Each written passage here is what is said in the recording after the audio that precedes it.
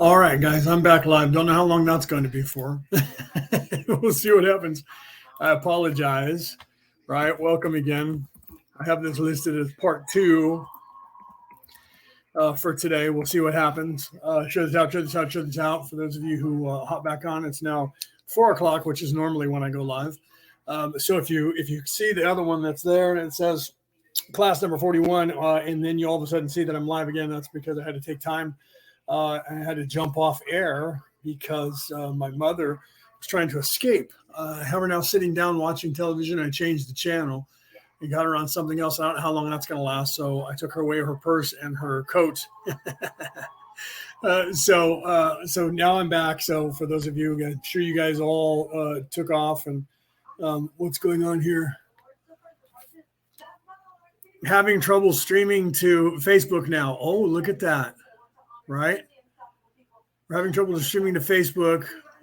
It's telling me this on the air because Facebook, this may be an issue on Facebook's end. It's possible that the stream was ended or deleted from Facebook. Wow. Okay. So what's going on here? So it's actually telling me that on two of the groups and maybe everybody, I may not be able to go live. Let me see what I can do about that and see if it is actually live.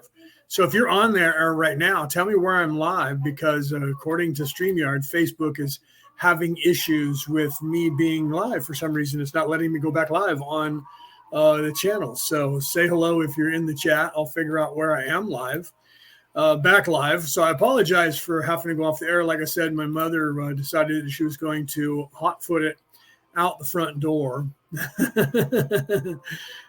So let's see. Does it show that I'm live here? No, it doesn't. So I'm not live on Orion Rising, but I was supposed to be. So let's see what's going on there. I'll see if I can refresh the screen and see if it is, because for some reason that seems to do that and I have to refresh the screen. But it doesn't look like I'm currently live there. Maybe I am. I don't know. I can't tell. So that's weird that all of a sudden now that I tried to go live, maybe they have some timer on when you go live, if you go off air, to come back on, and they don't let you do that like right away. I'm not quite sure what's going on there. But I am back live, it looks like, on Returning to the Old Ways, right? It looks like somebody's here. So say hello if you're here in the chat so I know that you're here. I'm not quite sure why it's saying I'm not live anywhere else. We'll see what happens, right? So share this out. I apologize for having to get off air. Like I said, my mother decided she was going to escape. And so if you were listening to me live before, you heard me trying to talk to her and trying to keep her from escaping. Not quite sure what was going on there. So share this out, share this out, share this out, and I'll try to finish. We'll see what happens. Yeah, it's literally saying that Orion Rising, and maybe I can remove it and then re-add it. Let's see what happens. Because it literally was saying I can't be live. Then I'm going, now, nope, it's trying to say I'm not live there still. So, yeah, I'm removing both Returning to the Old Ways and I'll see if I can re-add them now. Let's see what happens if I try to add them, if it goes live there. Let's find out if it will. But for whatever reason, Facebook was not allowing me to go live on both of those channels. So I'm only live on, but now it's doing it. I don't know what's going on, why that did that. So I apologize. Literally, I was live on 3 different groups on Facebook. Had to jump off because I had to go and yeah, I know, Kari. It's you couldn't find it there because it was just telling me I couldn't go live. So I had to actually, that and the Orion Coalition of Light, I had to actually end that broadcast and then reacquire them, and then it went live on both. So they're going to start. I don't know if it backtracks and starts from when I was actually live, or if it goes live right then. So I apologize to anybody who. And all you guys that left and had to leave on, had to, yeah, see, now it's telling me the Orion Coalition of Light won't let me go live there. Same thing that it said before. So I'm not sure why. I'll just share it. That's fine. Maybe I'll try and go live on YouTube and see if it allows me to go live on YouTube, because it takes me freaking over an hour to post the video on YouTube. So I'll try that and see if it goes live there. And if it does, then they're going to, you guys, if you do tune in, and it's on YouTube, and I didn't play my intro, and I didn't, and there's a whole hour missing, right? Yeah, silly Facebook. I see it as opposition. Normally, stuff like this doesn't happen. It's odd that my mother She has too much caffeine, and that's usually what happens. If she has too much caffeine, she starts doing weird things. And I watched her drink like 12 ounces of root beer that has caffeine in it. I let her have a little bit, usually every day anyways, and she only usually drinks about an ounce or so. I wasn't paying attention, and I watched her pick up her glass and like gulped it down. I'm like, oh my God, she's going to be skirking. So then she got up and tried to escape. She's done that one other time while I was live. And so I took her purse away, and so she wouldn't see it, out of sight, out of mind, and her jacket out of sight, out of mind, so that she would. Then I got her to sit down, and I turned on the television, and now the news is on. She's sitting there fiddling around. She's obviously has too much caffeine in her, so I'm going to have to watch her. So it is possible. Then I may have to jump off of here again. And we are live on Facebook, on Orion Rising, and on Returning to the Old Ways, and on YouTube, because it wouldn't let me go live on the other place for whatever reason, even though I was live. So that I look at that as some opposition right there. Right. When you see that happen, when you go live and you were just live, and then all of a sudden it doesn't let you go back live, there's an issue. Right. And it coincides with exactly when I had to hop off the air because my mom, right. What's going on there? Yeah, literally right now it's saying that I'm not. Oh, wait a minute. No, it does say that I came on. No, that's 303. So yeah, literally, even though it says I'm live on Orion Rising, the page, I can't find myself on Orion Rising, the page. Isn't that weird? So I agree with you, Kari. It's not saying that I'm live, and it currently says I'm live there. Well, that's all right. If I have to, I'll share it from. Was live. Shows that I was live before, but it doesn't show that I am live now on there. But it says on StreamYard that I am live there, so I'll have to go and share it from Returning to the Old Ways, because apparently that's the only place that I'm currently actually live, which is actually right here, right? Yeah, this says I'm live, so I'll share this, and this is saying I can send it in Messenger, but can't share. Whoops, I had to do that. So yeah, that's bizarre that it won't let me share it. So why is that? So now that's an issue, right? What is this? See, this opposition. I was talking about things that seem to be a little bit too accurate, I believe. And because of that, now it's not allowing me to share things out, which is bizarre, right? Let me see if there's a window that I can open here. I can copy the link and do that. So I'm going to share it out to my own homepage, my personal page there. So it's on more than just one place on Facebook, but it's a link to get over to that group. But still, I'm all right with that, right? So I apologize, guys, for my mom deciding to do that. There's nothing I can do. And she just walked over to the door, and luckily there was a stool in the way, and it slowed her down. And then she was still tried to open the door and didn't realize she had to unlock it. And so I was able to get there and corral her and get her to come back and sit down. And the first time I did that, I thought she was going to sit down. She just, okay. And she started leaving again. So I got off air, and then I got her to sit down, and now she's watching television. But I tried to get her to, I thought, okay, maybe she wants to take a shower, and she's going out the front door instead of going to the shower. She didn't want to take a shower, so I sat her back down, and she tried to escape again. I got her stuff away from her and sat her down, and now she's watching TV. So this is why I do my show now from here, because had I not, she did that one time when I was on air. That's why I stopped doing my show from my office. Luckily, my office window faces the front door, so I can see. But I had to get up and run out and go and catch her and bring her back in, because she was taken off and had no idea where she was going. She just was taken off. So welcome if you came back. Please share this out, share this out, share this out. Now, obviously, nobody knows I'm live, and people who saw the first one were like, well, he was only live for an hour today. Well, most people are probably watching that, and they're not going to come back and watch us live, right? So I apologize for that business, that what happened there. Is this the live one here? Yes, it is. Look at that. So let me come over here. I'm going to have to mute it. I don't know why when you have the show muted and you pull it up on the screen, it automatically unmutes. It drives me crazy. Anybody that's trying to do stuff in studio. Okay. So why is all that important? Let's go back to, if you were actually in the first hour, you heard me talking about manifestation and that movie, Nefarious. And the whole purpose of that scene was to show us, and I didn't see the whole movie, so I don't know what else happened, but the girl who watched it, who was critiquing it, said it was a great movie, and it was very awake, not woke. And it was telling truths and say, from the perspective of a demon. But being honest with us. And he's like, racism, you guys made that one up yourself. So that just that one scene alone, and I haven't seen the whole movie. I have to watch the whole movie because I would like to see what else happens in the movie. However, of course, Rotten Tomatoes gave it a 37%, and all the people who watched it gave it a 97%. So Rotten Tomatoes is as an agenda. They're trying to tank the movie. And other people were too. Other critics are trying to tank the movie. Why? Because it's telling you the same shit that I was just telling you. And that's why I brought it up. Because the way that they work, the modus operandi, the modus operandi of even the Orion Crusaders, who are actually not on this planet anymore. Most people don't know that. And I talk about the temporal war, and I'm afraid to do that as much as I would like to, because it scares people when you give them the current events. And then people shut down, they get all afraid, and they try to run.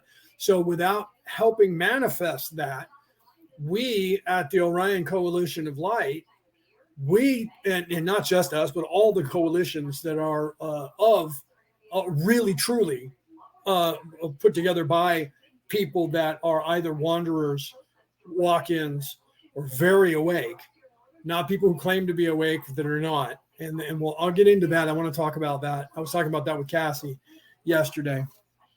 And there are some things that we hold back on purpose because only people that are actually awake will be able to answer certain questions or say certain things. And we don't tell that to other people because they don't think of it and they won't do it, because it's about, I don't know if you guys understand what high magic is. When people talk about magic with a K instead of just magic with a C, there's that white magic that's the sleight of hand.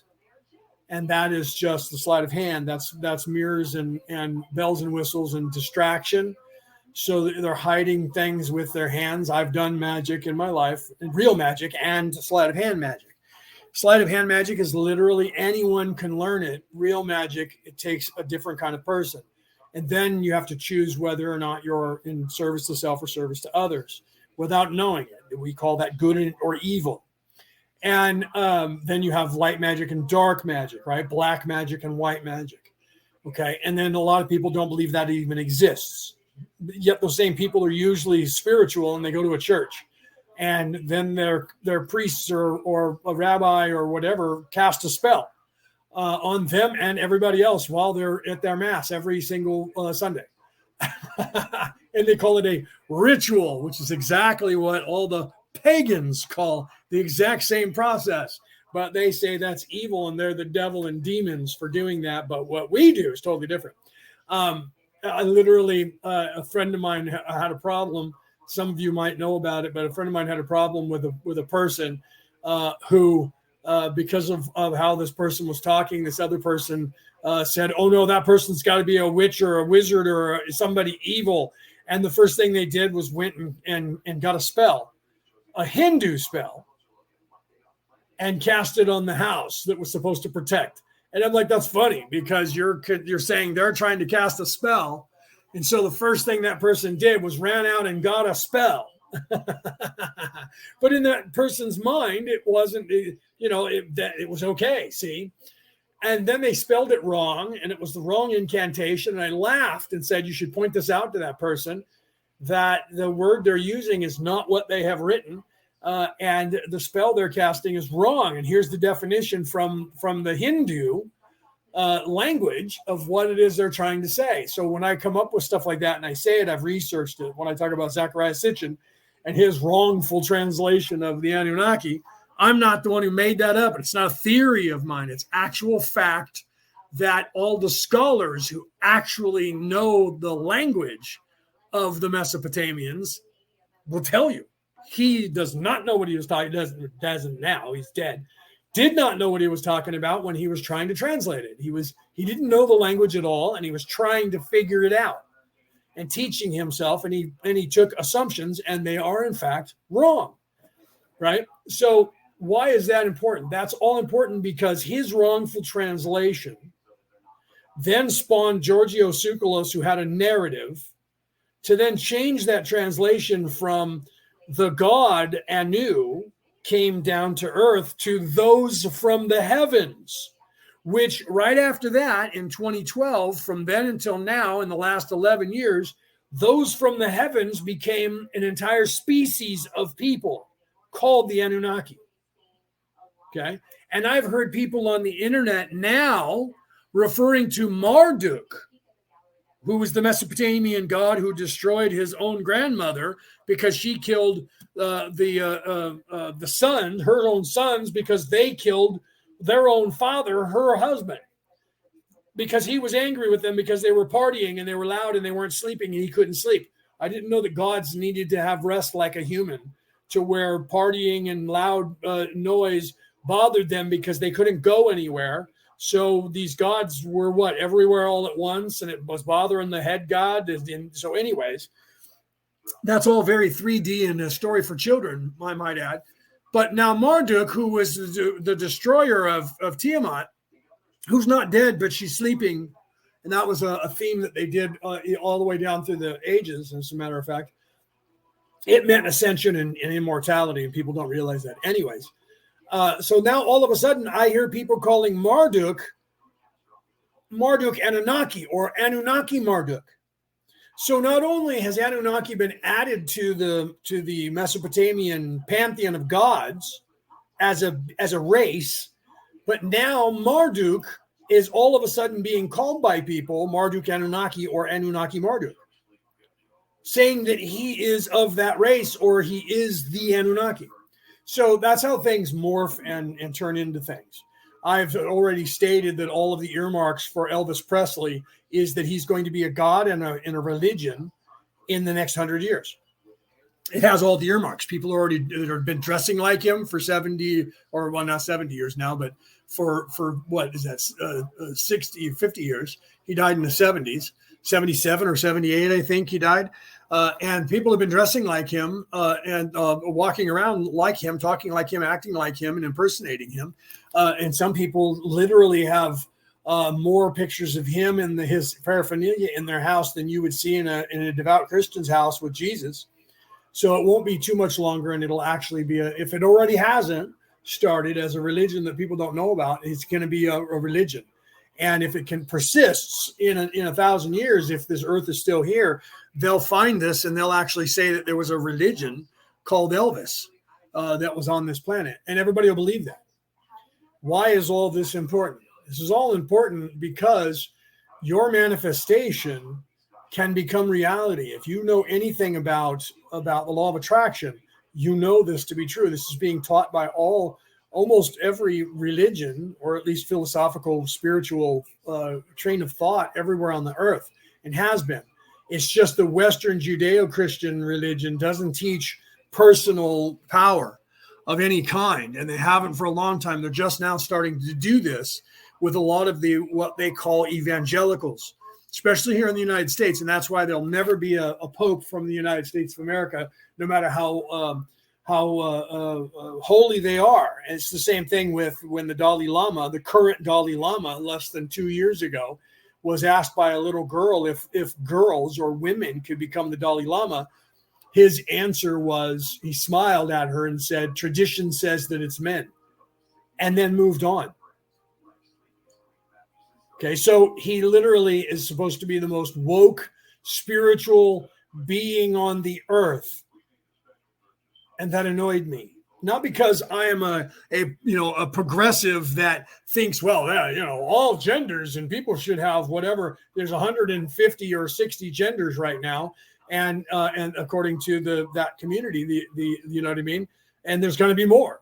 It's just going to continue to expand because everybody is taking on their own personal agenda and then saying that should be added to the list. And I think it should until literally there's over 1 billion genders. And then people will just stop going, I can't remember which one you're supposed to be or who I'm supposed to call you what. So I apologize. And then people are just going to get tired of it, right? Just like anything else. And then people are going to have to just go back to, being, okay, I know what I am and I don't need you to verify that. And that's what everybody needs to do. You don't, if you're awake and if you're an adult, I teach this, If you find yourself saying, I'm a grown ass, and then you add man or woman after it or any whatever you add after that, you're not. You're not. It's very simple. Okay. If you say or think to yourself, I'm a grown ass man, I'm a grown ass woman, you are not. You're a child, because only children say that. Real adults, someone who is an actual adult, does not feel the need to tell you, no matter what you're saying to them, they don't feel the need to have to say that. Okay. So the truth is, a grown ass man never would say that, and a grown ass woman would never say that. All right. So my point here is that most people are actually mentally under the age of 18. Most people are somewhere between 11 and 16. That's not a joke. That's not me making this up. It's an actual fact. And they think they're adults because their body is old.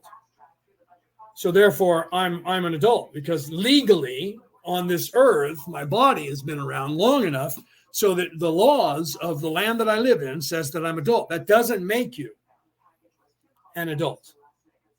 Okay. And why does this have anything to do with manifestation? And you'll see as we go along, we'll finish that, right?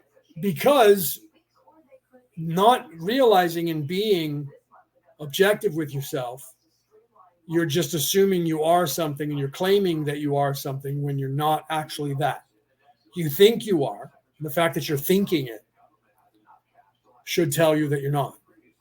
Because if you're listening to your mind and it's thinking, you're listening to your ego, which is telling your mind what to think to you, that means you're associating with the mind or the ego in the flesh body.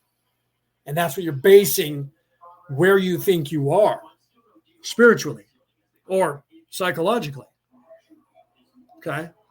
And that's actually wrong thinking. And I remember when I first started contemplating that, I was like, well, wait a minute. Are you telling me I'm supposed to just not think? The hell? I didn't get the concept, right? Until I started learning about meditation and how to meditate and how to quiet the mind. And then, I'm still there. Wait a minute. What? I'm still there. And so I'm not the thinking mind. I'm not the ego.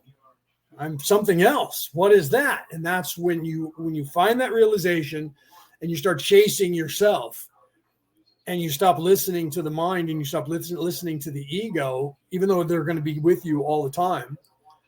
And they're going to continue to try and trap you in this place. Why is all this important? Because your manifestation is not from the thinking mind or the ego or this physical reality. Okay? It is not. And you need to be aware of that. But to be aware of that, you have to be aware that you are more than and outside of, and that's what is in my book that I'm writing, is introducing people to, and in here, Raw says density all the time, and then explains when they're talking about dimension, but doesn't use the word dimension, only density. And that's confusing, but he was introducing I go using a vernacular I shouldn't. They were introducing the concept of density between 1981 and 1984. Why is that important? Because everyone hears 3D, but there's 2Ds. There's 3D and there's 3D. One is density and one is dimension. The dimension, if you ever watched any television and you saw the Twilight Zone, Rod Serling back in the day in the new show uses the same verbiage, only they have someone new saying the words from Rod Serling of a dimension of sight and sound. You can look up the word dimension. It's in my book. When it comes out, you'll have the definition of what a dimension is and what a density is. But I'll tell you right now, but you'll get the actual word broken down, both those words broken down from their origins and what they actually mean. But the dimension is a place. And we all know that. That's what everybody has already learned. And that's what science only wants you to be taught.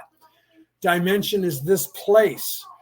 Right? It is the flesh body. It is what you think is reality, which is in fact an illusion. Okay. This is all, and this is what Ra's talking about right now.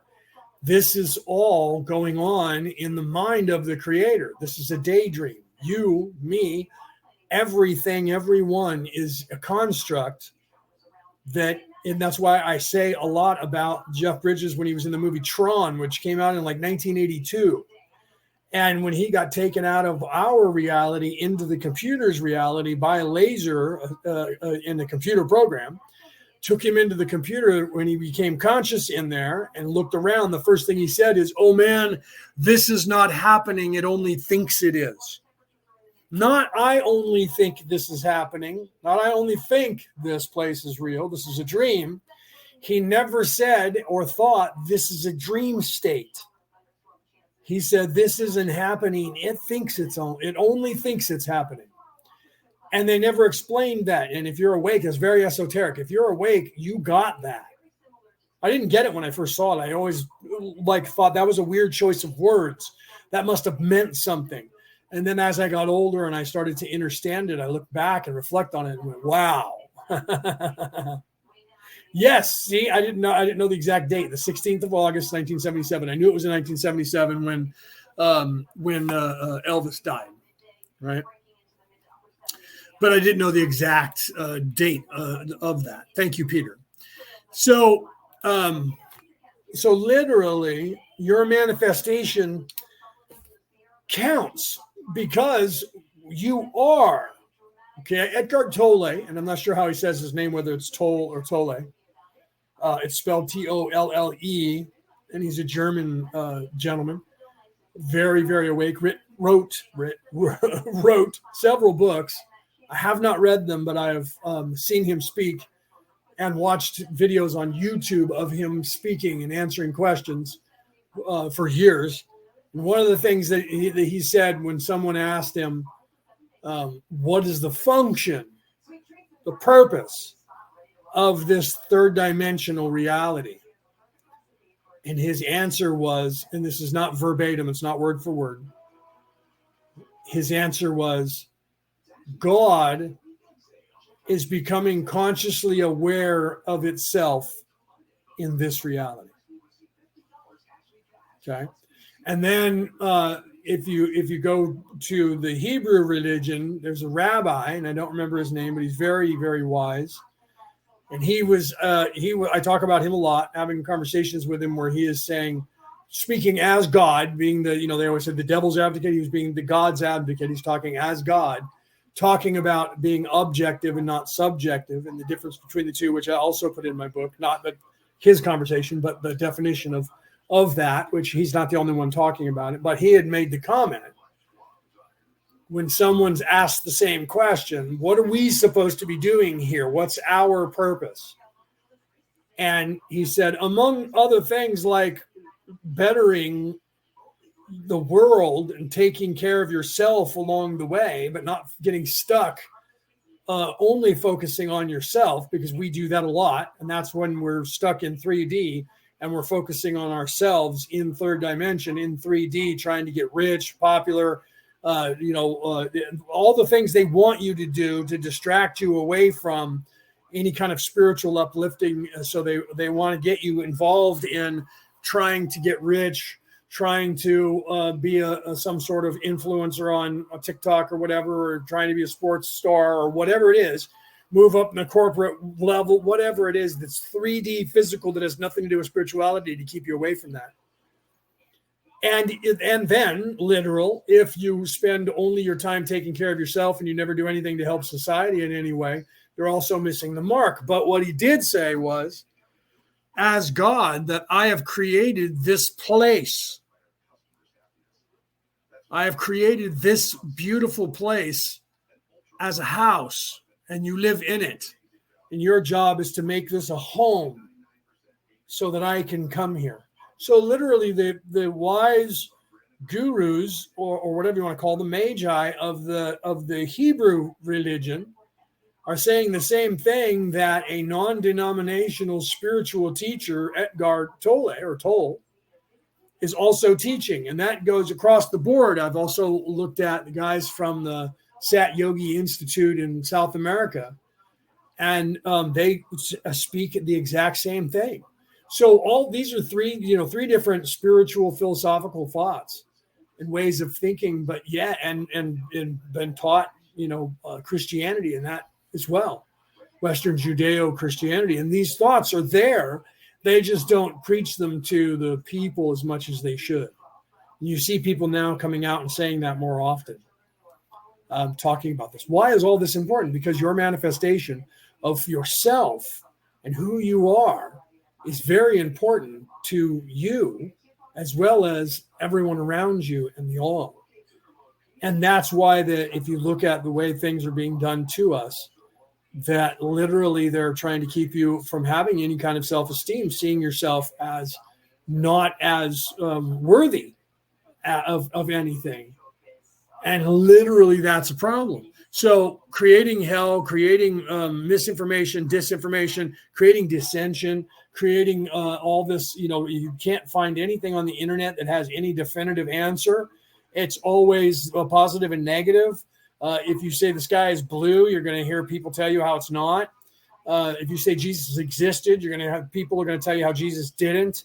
If you say Moses existed, they're going to tell you he didn't. So it doesn't matter what it is. They're going to say, and if we know in history for sure, like Mahatma Gandhi right now, we know existed. It probably won't be but a few more years, 20 or 30 years, and they'll start saying there's no definitive proof that Mahatma Gandhi existed. Right?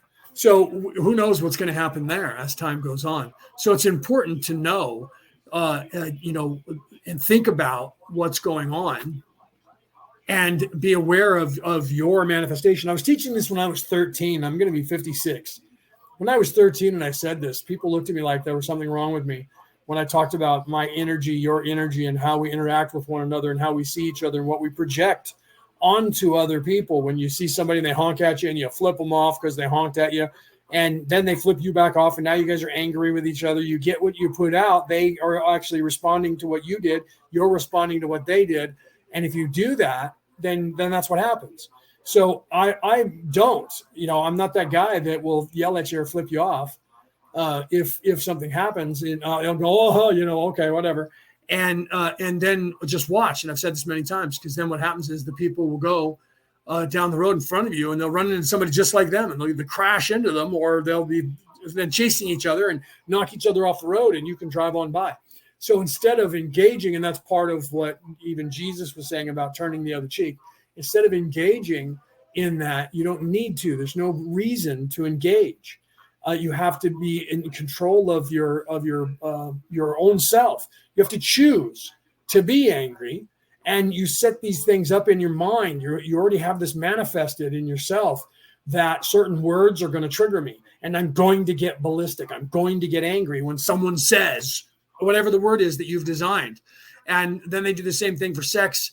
Whether you're a man or a woman, they do the same thing with whatever your color is, and they set you up. And people tell you, your own parents will tell you, don't ever let anybody talk to you like this and say these words.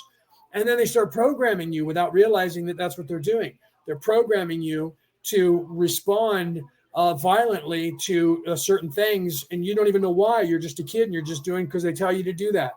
And I have a picture of it's actually not a real kid, but it looks like it. I have a picture of a kid standing with a Giants jersey on and his hat on backwards, standing in front of the clubhouse for the Los Angeles Dodgers and flipping them off with both of his fingers. And it's actually not a real person. It's actually one of those dolls that came out about 15 or 20 years ago that you could hang off of your shoulder, and it looked like you had a little kid in your arms that was sleeping, and it was actually a doll, and people used to walk around with them just to be funny. And somebody took that doll and set the doll down and made their fingers flipping off and set them in front of that and took a picture of them. When I first saw it, I laughed and went, yeah, somebody's teaching their kid. And then I realized when I looked at the hands, that's actually one of those dolls. But you have to really look closely. So at a first glance, most people are going to just see that, and they're going to laugh about it. If you're a Giants fan from the San Francisco Bay Area in the United States, in California, they always say duck the Fodgers. That way you don't cuss. They're changing the two first letters from the words fuck the Dodgers, right? Duck the Fodgers. And they're rivals because both of them originally came from New York. The Dodgers were in Brooklyn, and the Giants were as well. They were both from New York, and then they came out to California. So they've always been rivals since they were created. And then they were the first two teams in baseball in the state of California. So they're rivals to this day. and they're in the same league. So they always play against each other to see who goes to the World Series if they both get that far. So that was funny if you're a Giants fan, which I am a Giants fan, but I still realized, they looked at that and said, that's indoctrination. They stand there having their kid do it. Then I realized it wasn't, but most people don't see that. And you manifest that. And by doing that, that propagates that whether you know it or not. And I've been trying to teach people this since I was a kid. And people would just say, get out of here, kid. What the hell are you talking about? You don't even know what the hell you're talking about. You probably believe in them UFO things too, don't you? You know what I mean? Where are you from, boy? You know what I mean? And that's the truth. I literally, when I was like 13 years old, I started talking about how we see each other and we make up a story. And this is it's something that people do. And this is our manifestation. We see someone and we have this need to know or think we know about people. So when you look at a stranger, you make up a story in your mind of who you think they are, what you think they are by how they're dressed, how they look, how they wear their hair, how they move, all of that stuff, what they're doing at the time. You make up the reality, and that's imprinted on your being here in this reality, because we are actually creating and recreating this reality as we see it, hear it, taste it, smell it, and feel it.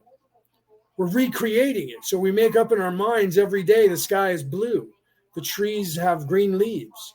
What color green? We all have agreed on what color. So when we see the world, when we look at it, this is viewer created reality. The idea of this goes back 5,000 years that we know of, that people talked about it even further back than that people talked about, that we actually have history of it now.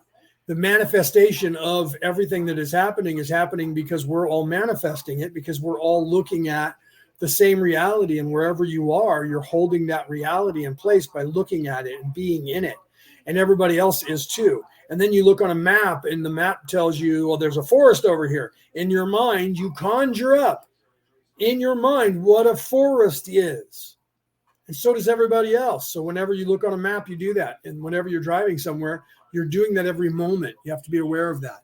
And why is that important? Because we're also doing that about each other. And sometimes you're holding people in a way by, if everybody thinks something bad about somebody, then what happens is it manifests. And this is proven. You can look at this in history. If everybody is saying, evil things about one person, then what will happen is somebody will manifest the idea of going and killing that person. But if everybody wasn't yelling about that person and saying that person was this or that, then nothing before that happened. But when enough people say or think somebody needs to kill, say, Donald Trump, then somebody tried to kill Donald Trump. Same thing happened with Barack Obama. The same thing happened with George Bush Sr. and Jr. It happens with a lot of people who are stars. And then people love to see people fail. So, for instance, in American football, when the New England Patriots were winning Super Bowls every year, people couldn't wait for them to fail. And they kept saying, I want them to die. I want them to fail. I want them to lose, because they just win all the time. New York Yankees were the same way. Enough people manifested the New York Yankees not winning. They haven't gone to the World Series and won the World Series in almost 20 years now. But they're the most winningest team in the history of American baseball for winning the World Series. And now they haven't gone there and won the World Series because so many people didn't want them to win that it manifested. You're not aware of this. But people like me pay attention to the trends of how people think and what they're screaming about. And everybody wanted the Patriots to lose. But then when Tom Brady left, everyone was angry because they cut him off the team. And then when he went to the Tampa Bay Buccaneers, everybody wanted him to go back and win the Super Bowl. And he did. But then after that, everybody wanted him to retire. So the next year, he didn't win the Super Bowl and he didn't do very good. And then he retired and he was on and off and on and off. So literally the people, the will of the people around the world were for him and then against him, and then for him and then against him. And when those things happen, certain things happened this year with the Golden State Warriors. They won the championship in basketball last year here from the state of California, from the city of Oakland, right next to the city of San Francisco. Or actually, they're in San Francisco now. I apologize. They used to be in Oakland. They're in San Francisco playing now. And they went back and they were going in the playoffs, and everybody in the beginning, everybody wanted them to win. And then they came back and won the first round. And then in the next round, they were playing against the Los Angeles Lakers. And then everybody didn't want them to beat the Los Angeles Lakers.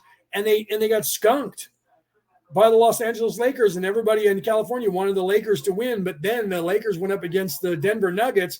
And everybody in the nation didn't want any California team to win. And so they all were saying they wanted the Nuggets to win. And the Lakers, who were the hottest team, the number one team since the trade deadline going into the playoffs, lost 4 games in a row to the Denver Nuggets. And everybody, you could say it's a coincidence, but people like me who have been studying this for most of my life, I can't say all of it because when I was a little boy, 4 or 5, I wasn't aware of it. By the time I was 13, though, I was. And we were literally looking at this stuff in the world. And literally, this is what Ra is talking about. I know there's not very many of you in the audience left, and that's okay, because this is going out to the ether. So Ra is literally talking about even your daydreams. Even your daydreams are in fact a possibility of creating a real reality, either being able to manifest in your real world for you, or if it's something that is a new scenario that you're coming up with in your mind, it could actually, because it goes into the collective consciousness of the universe, that it could become a manifest as a reality, as a possibility, because it's never happened before. And that's what we're here to do, is to literally create and affect one another to be able to create new and exciting scenarios for every possible scenario of existence that you could ever possibly have. That's literally what our purpose is to do. And that's what we're doing, right? And this is what Ra is alluding to. And I know I probably lost a lot of you by talking about stuff that I'm talking about, but that's all right. I've had a lot of opposition today, and the opposition's trying to keep me off the air. And it's because I'm telling you about your personal manifestation and how important that is to your entire psyche and your soul. So let's continue with Ra talking about it here, okay? 6 questioner, and then if, say, an entity daydreams strongly about battling, let us say, another entity, would this occur? Ra, I am Ra. In this case, the entity's fantasy concerns the self and other self. This binds the thought form to the possibility/probability complex connected with the self, which is the creator of this thought form. This then would increase the possibility/probability of bringing this into third density occurrence. Do you see? So literally, you have to realize that your daydreams, so your thoughts can manifest into reality. And so knowing that changes what it is that you're trying to do, right? It's harder for you to manifest something for your own personal gain because of the law of creation. Right. But you can manifest things for the betterment of the all. And even if you don't do that, know that things that if you come up with scenarios that are brand new, that could actually be happening somewhere in the universe. So we are a co-creator of this place and of our illusion or our reality, however you want to see it. Okay. And that's very important to know. So I wanted to spend some time, and that's why I've tried to come back online today. I'm not going to stay on a long time just in case my mom tries to escape again, but I'm back now for almost 45 minutes since I got her to not escape after being on the air for an hour. Right? And because of that, I don't have anybody on here today listening to me, which is okay. Not very many people, but I get more people. That's why I went live on YouTube. I don't know how many people are over there, if anybody is over there, because when I do the chat, when I say something in the chat, right, like I say hello here in the chat, it wasn't actually going live on YouTube. Now it is. So before it wasn't, right? So for those of you who are over there on YouTube and you happen to be seeing me live, good for you. I wasn't going live on there, and I was going to be uploading stuff to there instead of going live. However, it takes over an hour to upload. I don't know why. It used to not, and I have better high-speed internet now than I have ever had. And I used to be able to upload an entire episode. I mean, it would take only about maybe 10 minutes, and then it would be working on site by Google or on YouTube. And now it doesn't do that. It actually makes you keep the window open on your computer and tells you that you literally have to keep this open the entire time. And otherwise it doesn't upload. So they keep you online on their channel. Before you didn't have to do that. You could start uploading it and it would be done and it would process on its own there. And now they're passing that on to you. So I think they're doing that because they want you to go live.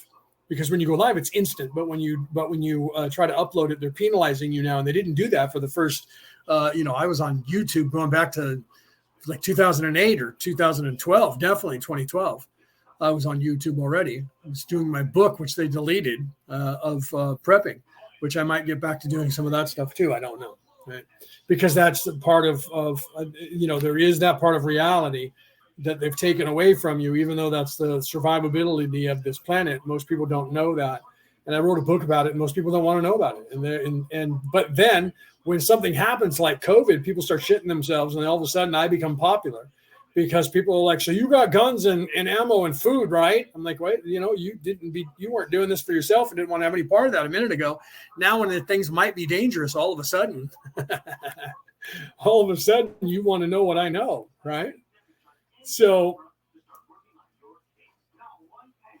really, so they're saying that I'm live on YouTube, but you can't hear me on YouTube.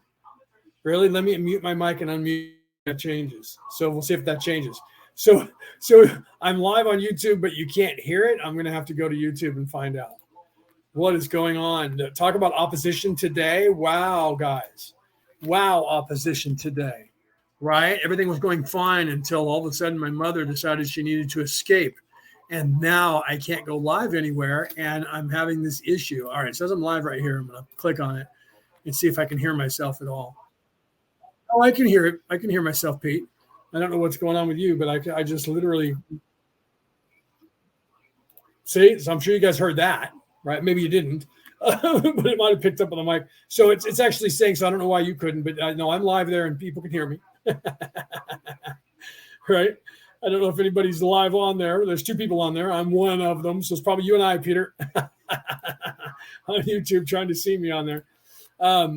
So yeah, Peter's there. Now you can hear me. So maybe it was that you couldn't before, and I unmuted my microphone, and maybe that changed it. Don't ask me what's going on, because it said I couldn't go live on Orion Rising and I couldn't go live on Orion Coalition of Light the second time I went live. I turned those. I jumped out of there and then reacquired them, and it went live on Orion Rising.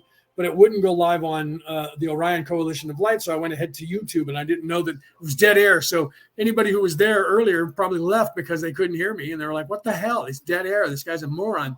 So opposition is running wild today, right? I don't know why, but they are going after me today. My algorithm skills have faded today, and opposition with my mother trying to escape, and then me trying to go back live. And who knows, maybe Facebook has some sort of thing that if you go live, you can't go back live for a couple of minutes. Maybe that's what the problem was. I don't know. I've never had that issue before. Okay, so let's continue. So literally we're talking about the possibility that your daydream can become a reality, and that has to do with your manifestation. They know this. And when I say they, I'm talking about the powers that should not be, people that are in service to self, that are collectively trying to make you believe there's more of them on the planet than there are of you. And they're not. There's about 10%, 10 to 14% of the entire population of this earth is in service to self. But of that 14%, 1% of them owns 99% of all wealth on this earth. That means land, governments, businesses, churches, everything. Okay? And they have their hands controlling everything because they own all the media companies. They own literally every form of media, every platform, radio, television, blogs, podcasts, internet, everything, every kind of communication. They own those networks, so they control them. So they make it look like the appearance. I asked my nephew, who's literally 20 or 21 now, how many people on this planet, what percentage of people on this planet do you believe is evil? And he said, oh, probably 60%. So that generation that is between whatever, 0 and 21, their ideology is, oh my God, yeah, there's more evil people than there are good, because they control everything that you see. So they only show you their narrative, what they want you to believe. So getting back to what I was talking about in the first segment before I had to get off the air for a few minutes, Nefarious, the movie, the demon, here's a demon that's supposed to be a guy that's possessed by a demon from hell, and he's giving us a more objective look at our reality than people here even do. Do you see? Do you see my point? That's insane to think about. That's insane to think about, that people here, and he even said that. So he was like, I have said many times that, the greatest trick the devil ever pulled was not to get you to think that he didn't exist, because we're talking about him. So obviously that didn't work. So the greatest trick the devil ever got you to pull was for everybody here. He even said that we desensitized you. This is the demon talking in that movie. By owning all of your media. He said this. This is another reason why they were trying to downplay the movie and say the movie was crap and they don't want anybody to go see it. It's telling the truth, because we being evil have desensitized you all to the point where evil is right in front of your face and you don't care. You don't care. Okay.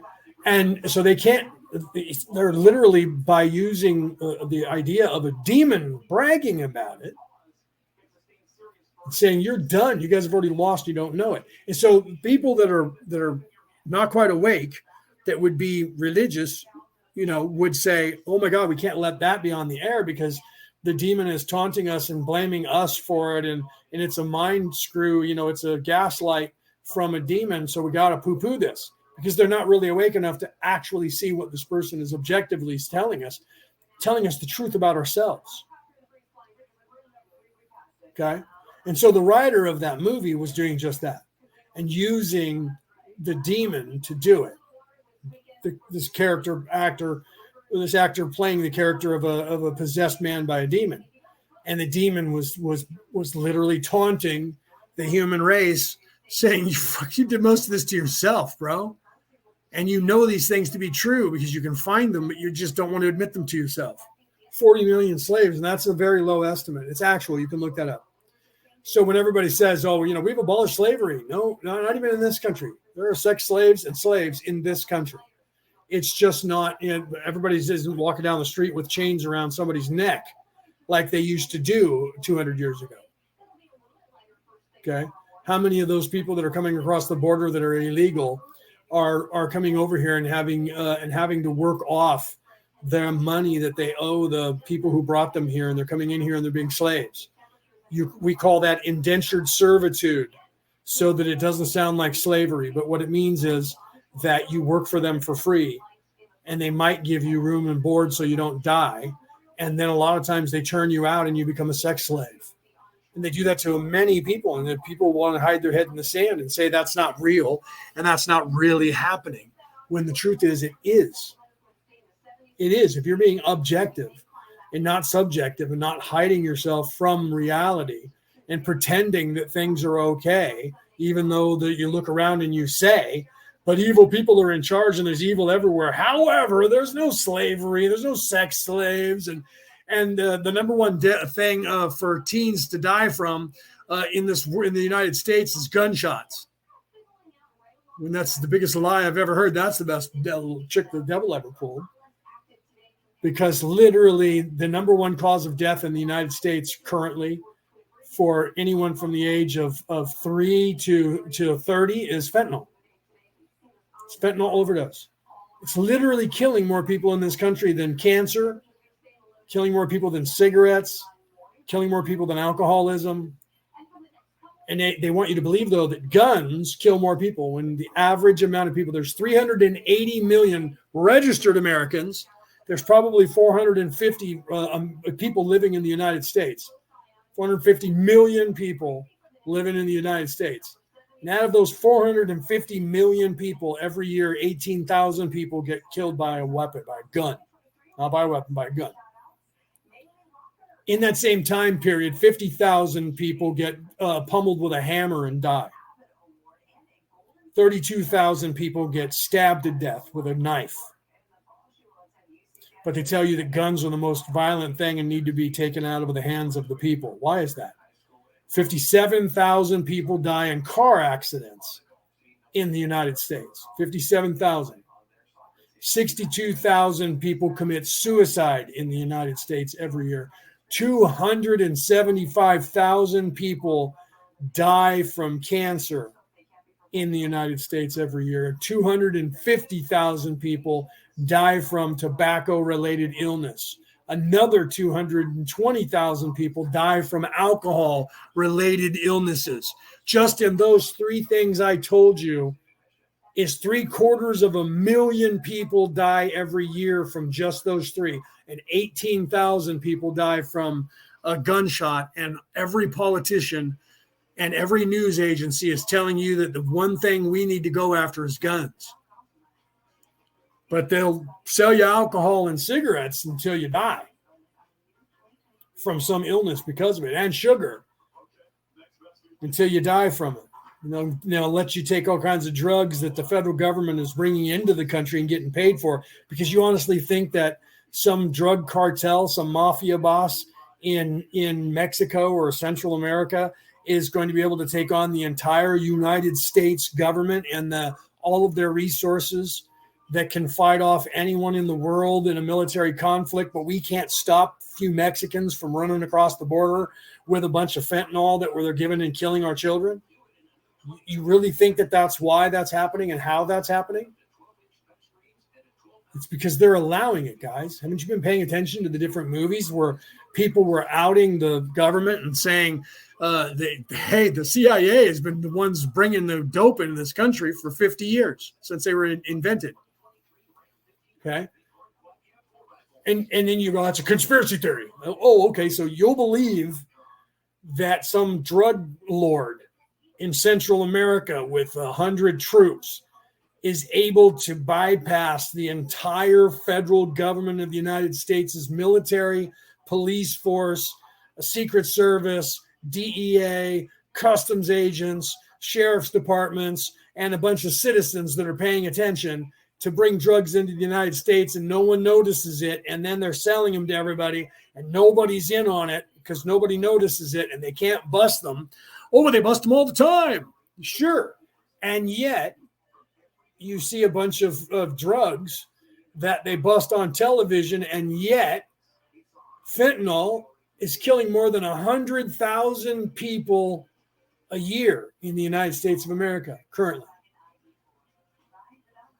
Okay. Oh, well, COVID killed more than that. Oh, okay. So that's okay then, right? So it's okay because they listed everybody that died of any disease as COVID for 3 years. And then all of a sudden, nobody started dying from COVID anymore. But everybody, all of a sudden, the flu started killing people again, and so did cancer again, and so did leukemia again. Everything else that was not being listed as something that they died from during COVID, look it up. Go to the places where they were quoting the numbers from, the CDC and Johns Hopkins University.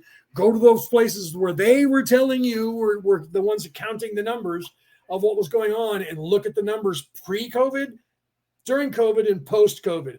And you'll find that all of a sudden, nobody was dying from anything in the United States of America except for COVID. And then the COVID went away, and now nobody's dying from COVID. And all of a sudden, it's gone back to normal, and everybody's dying from all the shit they were dying from before. Isn't that weird? Nobody talks about that. Why is it no one's talking about that? I'll tell you why. No one's talking about that because it's true. Oh, no, Leo, you're making that shit up. Look it up. Don't believe anything I'm saying. Look that shit up.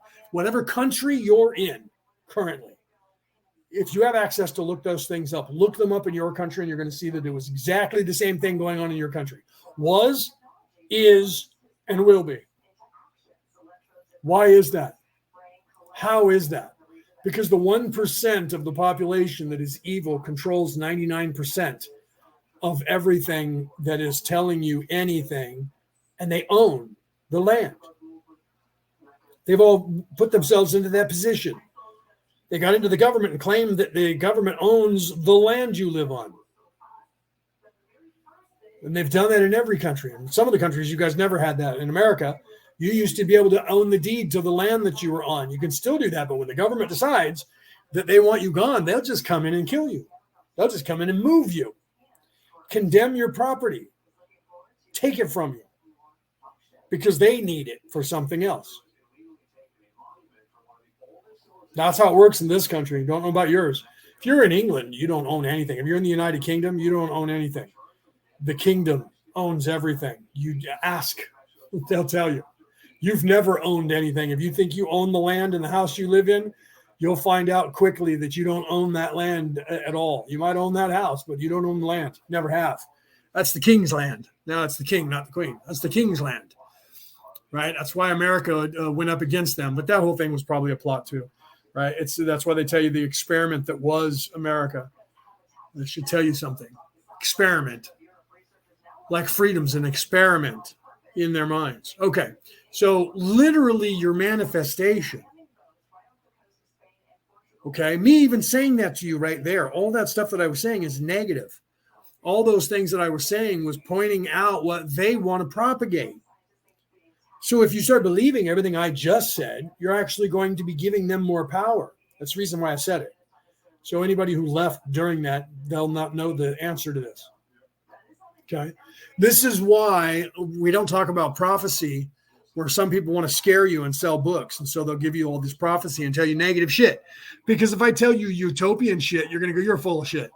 But if I tell you you're going to fucking die, everyone's going to die, you're going to read that fucking book. You're going to read that book, every page of it, and look it up and believe it. And that's going to help manifest that into reality. And that's what they're doing. And that's what they've done because they know what Ra is teaching. They know that manifestation works. They can't do it. So the only thing they can do is manipulate the reality by taking control of it and then manipulating you. That's how they've usurped. That's how they've gotten around your free will and taken it from you. It's by not allowing you to know that you have it and then eradicating everything from your teachings, your learnings that are telling you that you count and that your manifestation is real. Viewer created reality is real and why that's real and how that's real. They can't have you knowing any of that because the second you know that, you're freed.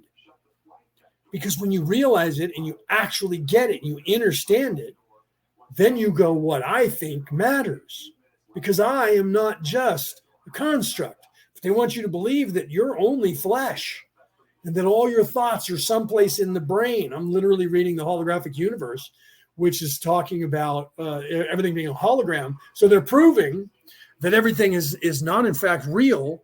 And they're at the same time, they're trying to prove that it's just a function of the brain and the cerebral cortex that is creating this illusion, but they can't tell you why or even how.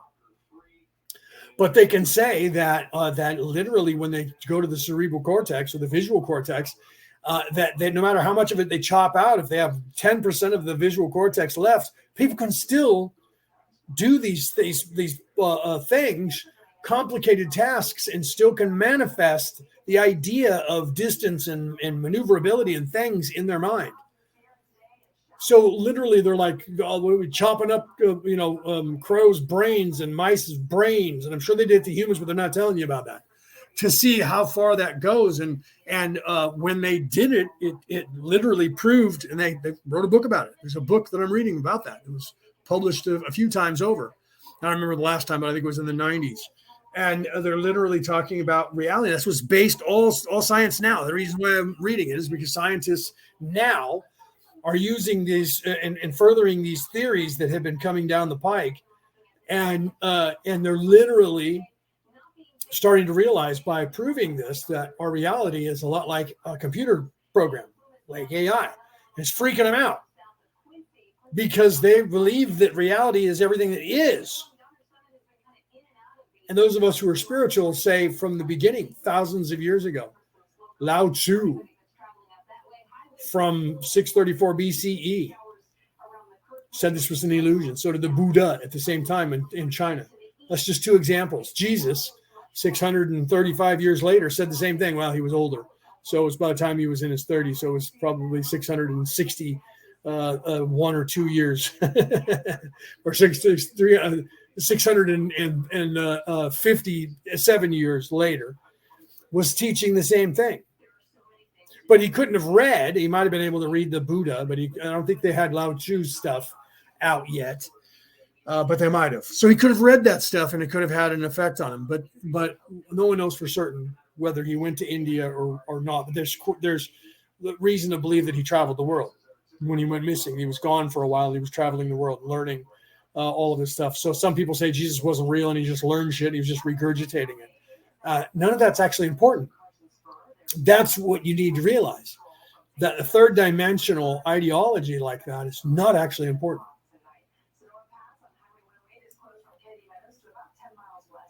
Right? Yeah. See, Peter's saying that's the same in Ireland where their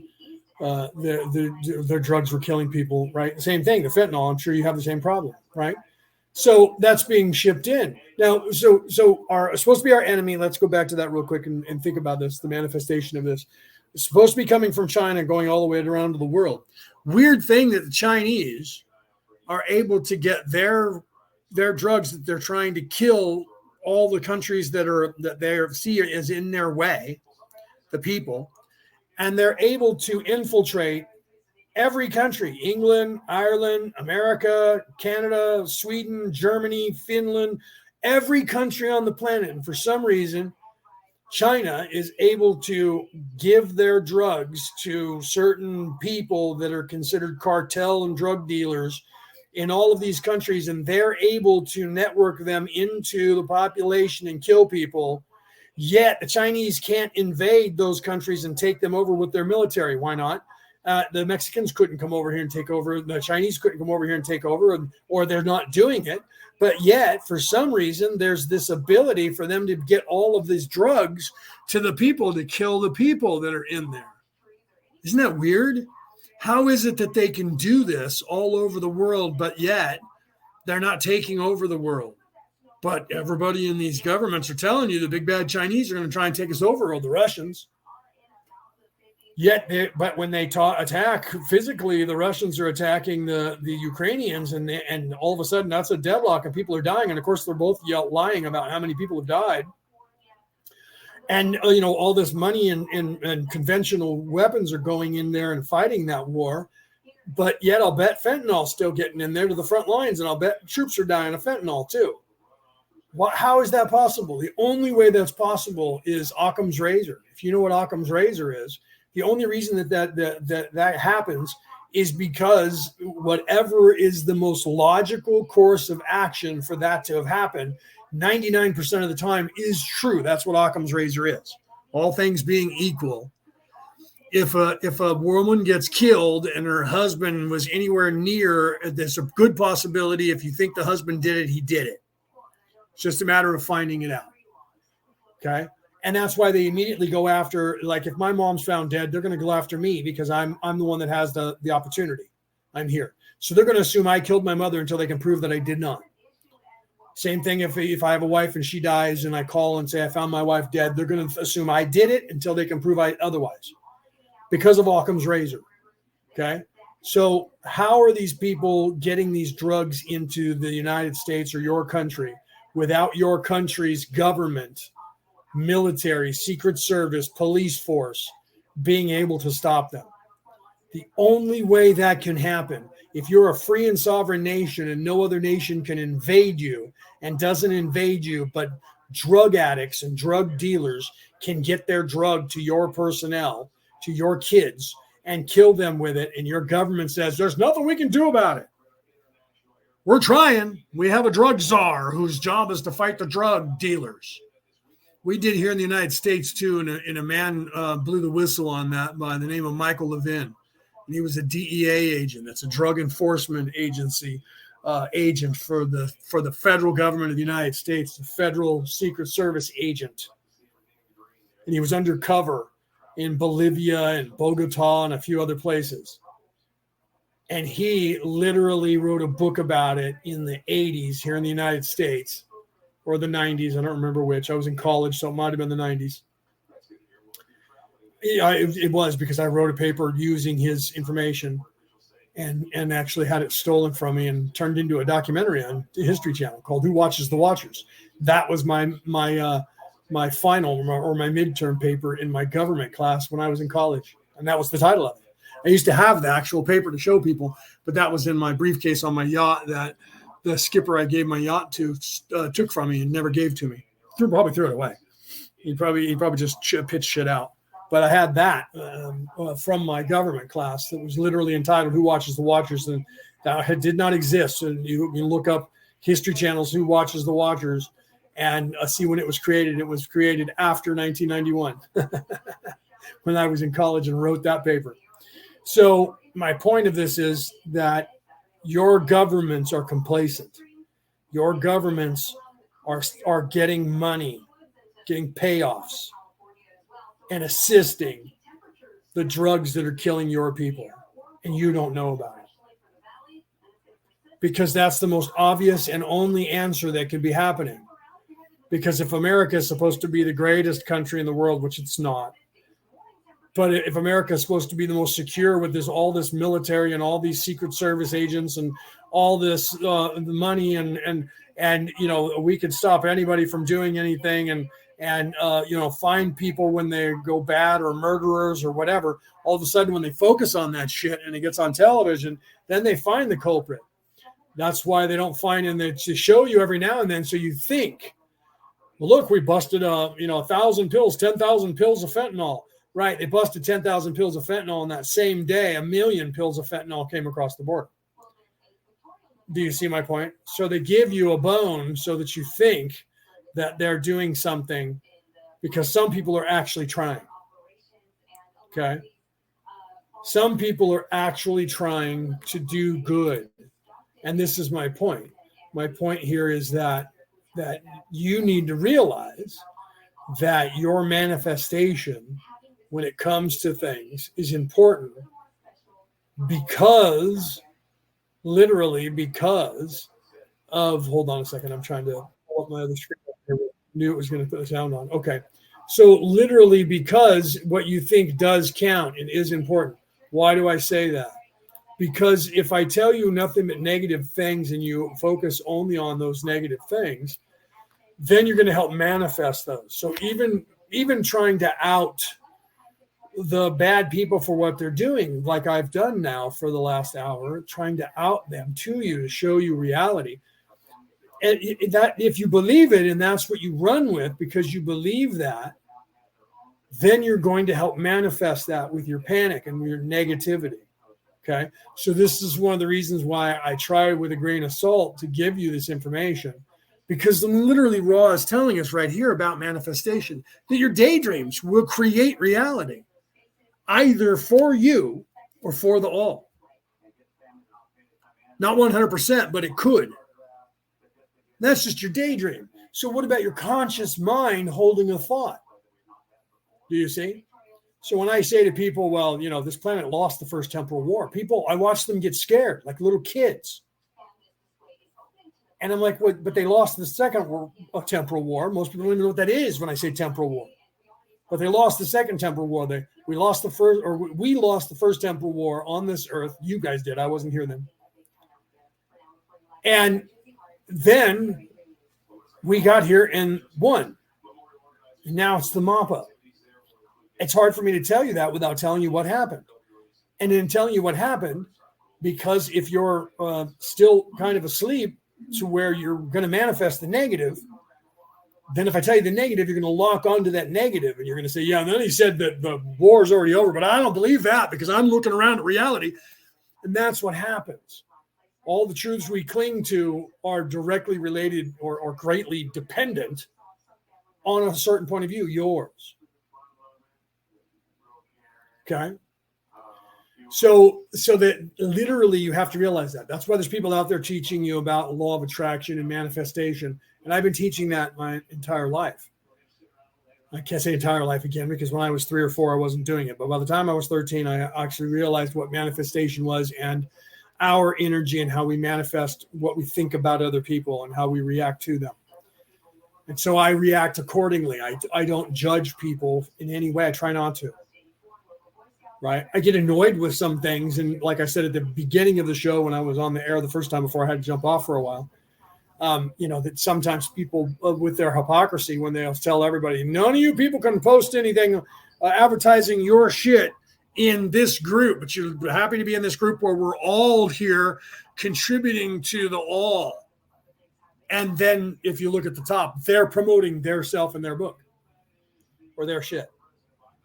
And you guys know that I'm talking about one specific group, but you guys all out there listening, you know some group that's doing exactly the same thing.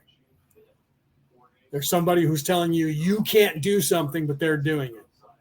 But they're trying to tell you that they're awake and that they have this space that is for people who are awake. Not woke, but awake. And we're all here to help the all. By the way, buy my book. By the way, buy my book. If I'm going to sell you my book on my show, which I'm doing, because if you watch my show, you look at my logo, that's literally the cover of my book, one of them. I'm not going to lie to you and tell you that that's not what I'm doing. Right? Yes. Well, there was other people here before, Cassie, but my mother tried to escape and wouldn't sit down, so I had to go off the air. And then when I came back on the air, Facebook wasn't allowing me to go live. And I finally got back live. And by the time I got back live, everybody was gone. It took me about 20 minutes to get my mom to sit down and another 15 minutes to get live. So now there's only a couple people here. So I get that. There was a lot of opposition today against me. And I thought that was weird that my mother tried to escape and I had to go off the air. And then when I tried to get back on the air, all of a sudden, Facebook would only let me go live on one place, which I've now turned into two places. And then I went live on YouTube as well. So there's only a few of you guys here right now, and that's okay. If there's only one person that's here, even if I'm preaching to the choir, if there's nobody here, I'm talking to myself. I get more people that watch this or listen to this on the MP3 file around the world than are live on Facebook. But I still go live on Facebook because I don't want to pay all these other platforms to go live yet. I already pay for my MP3 broadcast. I pay $160 a year for that to be on the air. And I pay fucking StreamYard $130 for a year to do this show. So I'm not going to pay YouTube and I'm not going to pay Facebook. That's why I don't pay Rumble either, because I'm already paying two other outlets to do this, not to mention paying for my internet, right? I should write all this off and get tax breaks, but I don't file any taxes right now because I'm on Social Security and I just don't have to because all my money is tax money, right? So if they don't take any taxes out, right? So I don't have to worry about paying taxes because they don't charge me because I'm on government assistance, which if the Republicans get in charge in 2024, they'll try to take me off of it. So anyways, so Ra's literally talking about your daydreams and that your daydreams manifest and can. Dawn was asking him that. And he was saying, yes, that if you're in service to self or you're trying to manifest something for yourself, to better yourself, it'll happen specifically for you or give you the opportunity. So if you're thinking, I'm going to get into a fight with my worst enemy, I know it, I just know it, and you start manifesting that, you'll end up in a fight with him. Same thing, and I've told you this for years about people learning basketball, and they did a study. Same thing with people who went to the city of Chicago, and they were a prayer group. And they went to the city of Chicago, and the city of Chicago every weekend has 30 or 40 people that are shot. Not dead, not dying, but shot or violently attacked in that city. And they took I don't know how many it was, and it wasn't a lot. It was somewhere between 60 and 100 people to the city on purpose together. And they all prayed that nobody would get hurt. And they did that for a weekend, for a Friday, Saturday, and Sunday. And believe it or not, in that exact weekend that they did that without telling the world they were doing it, nobody got hurt in Chicago in that time period. Them manifesting and praying or meditating, whatever you want to call that, positive intentions to not allow people to harm each other, and that they wouldn't, and using their heart and love to say, no, don't do that. People didn't do it. So they came back again with less people to see. And they were doing then again, a different time with more people to see if there was a different effect, if it was further outlying or inlying, and whatever they focused on manifested when they got together and said, we don't want anybody in this city to die. So the fact that everybody in those inner cities are manifesting that there's gang members and they're going to shoot people is making that more a thing that's going to happen. Literally, the way you think about someone you see is applying your energy and your intention for them to do what you're doing. It doesn't mean that you could force people with your intention to do things against their will. They have free will. But if enough people look at a guy and say, he's just a bum, that guy's a drug addict and a bum, and everybody that sees him says that in their minds about that person, and they talk about him behind his back, he's a bum and he's a drug addict, chances are that person is going to become a bum and a drug addict because they have nothing but negative energy trying to force them into being and manifest them into. And if they start thinking to themselves, I'm just a useless person because you were told that over and over, then you start manifesting it as well. That's why we talk about how it takes half of your life, the second half of your life, to fix the things that they did to you, society did to you in the first half. Because if your parents or somebody in your life or a teacher or someone says you're useless and you're worthless long enough, you're going to believe that. Adolf Hitler literally said, if you want people to believe something, tell that lie and tell it often. And if you do that long enough and you have other people help you, people will start to believe that lie. Adolf Hitler said that. So these people in the world that were evil, that did evil things, knew this and know it.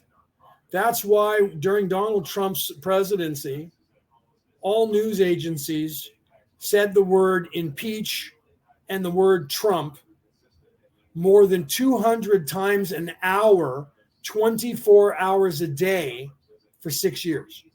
This is not me making this up. This is actual people who literally started realizing they were saying it a lot, and they paid people to sit on every network and write down, or they recorded it 24 hours a day and then started counting it. Why is that? Well, because we needed to impeach him.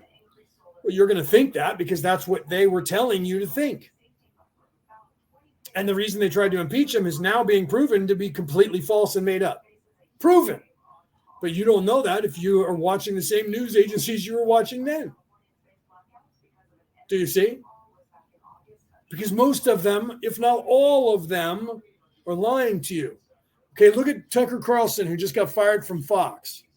He literally came out and said, all news agencies are not telling you the truth. That means that Fox, who you guys all think, if you're from that persuasion of religion, well, Fox is still on the air. They're the only people telling the truth. No, they're not. They're not telling you any other truth than the lies that they're propagating. Both of them are the same people, owned by the same people, and they're telling you the lies they want you to know. Do you know what they're doing? They're propagating that you will not overthrow the government of the United States of America. And if you're in England, it's the same thing. Okay? The governmental systems on this earth are set up currently to ensure that they do not get overthrown by the civilian population. That's it. That is what their main purpose is. And they own, the same people who are backing the government own all the media outlets, all of them, 100%. And they give you one dissenting vote or a couple of dissenting channels to keep you from overthrowing the government. If they took them all away, people would rise up. So they give you one or two.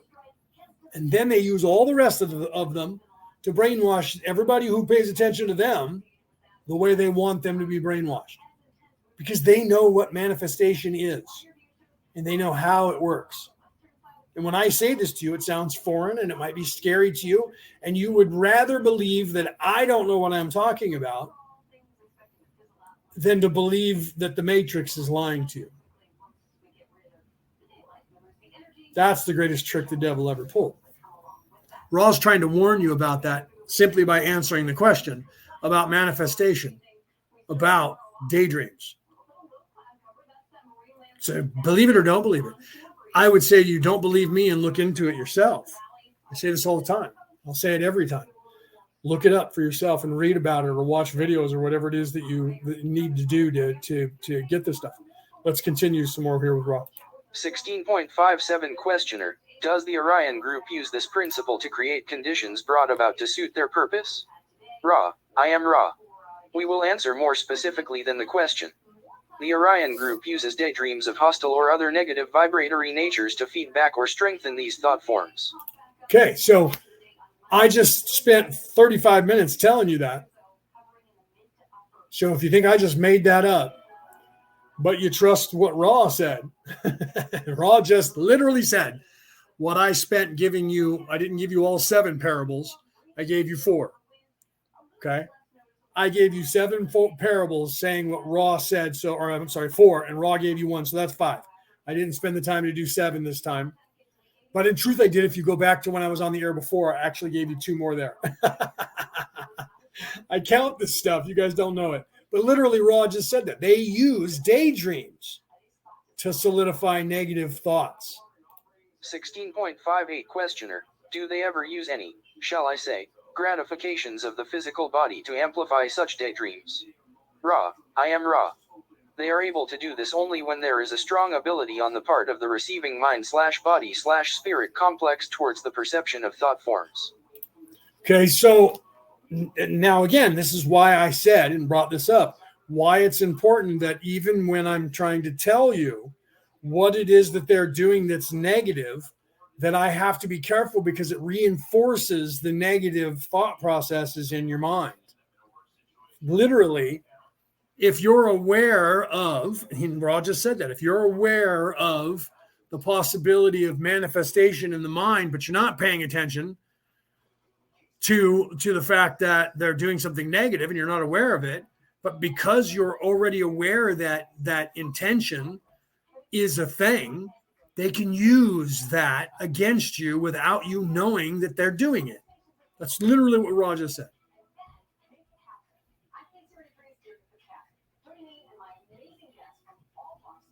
Okay. Think about that.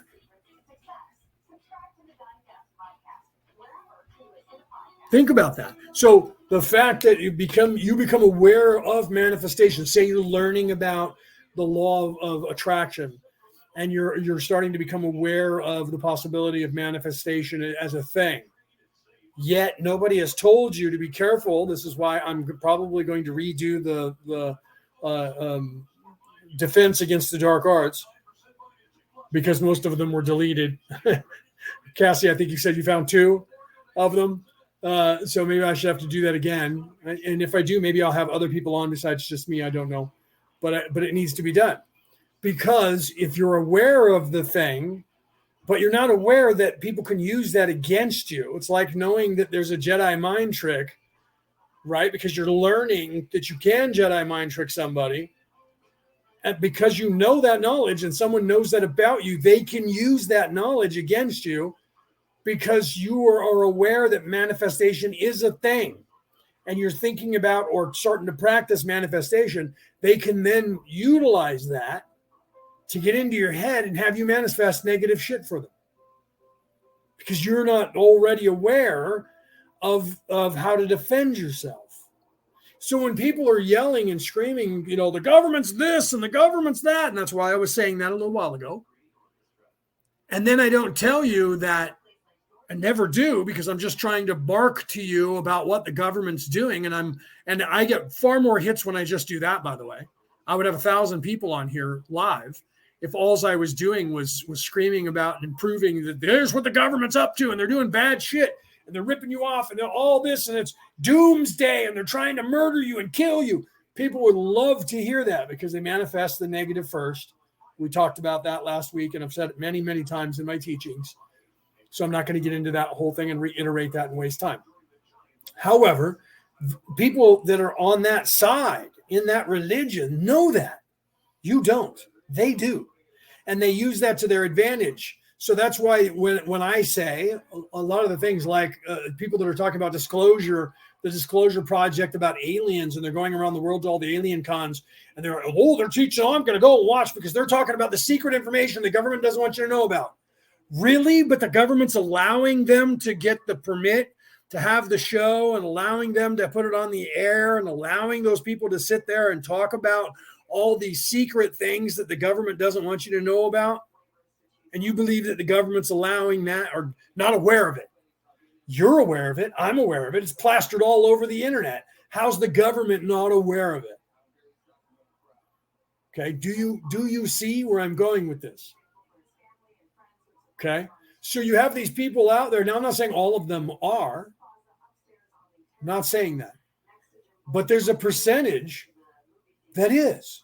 You don't know about it. And they're giving you the draconian ideology that the government wants to have out there. Or the cabal, or whatever you want to call the deep state, whatever you want to call the people that are evil, that are the 1% that have 99% of all the wealth. You have to realize that. But if I say that, like I just did, and then I don't teach you that you need to realize that, but not manifest it, you're going to manifest it. So even me telling you this right now is a negative. So it becomes harder for people like us to try and get a point across to you guys without using negative manifestation. So to stay only positive is harder for us. That's why, and let me apply this to a way that Ra explained it so that you would get it. That's why for people that are in service to self to graduate, they have to be 95 or 96 or 97% evil to ascend to the fourth density on the evil side. For someone who's in service to self, equally as hard for you is 51%. 51%. You need to be just over half in service to the world. And that's hard. It's just as hard as somebody who's evil, who has to be 96 or 97% evil to graduate. Do you see? It's just as hard for them at 97% as it is for you at 51%. So it sounds like 51% is not really that hard. But the truth is, it's harder for you at the 51%. It's actually equal. But it seems that it's less hard for you because you're at 51% and evil is at 96%. But in truth, for them to be 96% is just as hard as you to be 51%.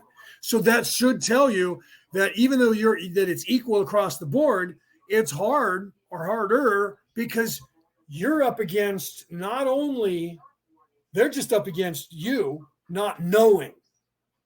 And they tell you all evil shit. And then they have to be evil themselves and do eviler shit. Okay? I am trying to warn you about their evil ways, which means I'm helping them manifest those by telling you about their evil ways. And then I'm trying to then convince you to not be that way. But the only way that can work is either I completely ignore them and teach you spirituality, or I have to delve into what they're doing and scare you and try to pull you away from being afraid by empowering you. And that's more difficult than ignoring and pretending that evil is not even around and just teaching you good. But because of what they do and the way they do it, we just can't do that because you don't know about it. So if you don't know about it, you can't defend it. The first step in avoiding a trap is knowing of its existence. So if I don't tell you there's a trap, or I try to convince you there's a trap without telling you that there's a trap and how it happened and why, and who's doing it to you, you're not going to believe there's a trap. So how am I supposed to then convince you that you're in a trap without telling you about it? See, there's the catch-22. That's the dance. That's where free will comes into play. So we're aware of that. So that's why they have to tell you some truth with their lies. So for us to tell you the truth, we also have to tell you what their lies are. It's the only way it works. So we, on this side, have to figure out a way to balance that. And that's one of the things that I do and a lot of other people. But most people who have good intentions are just yelling at you and telling you all the bad shit. And because of that, it scares you. You listen to it and you get angry, and you get scared and you get angry because of what they're yelling about. And they're not giving you any solution. They're not showing you the way. That's why when Jesus got here, Jesus didn't talk about evil.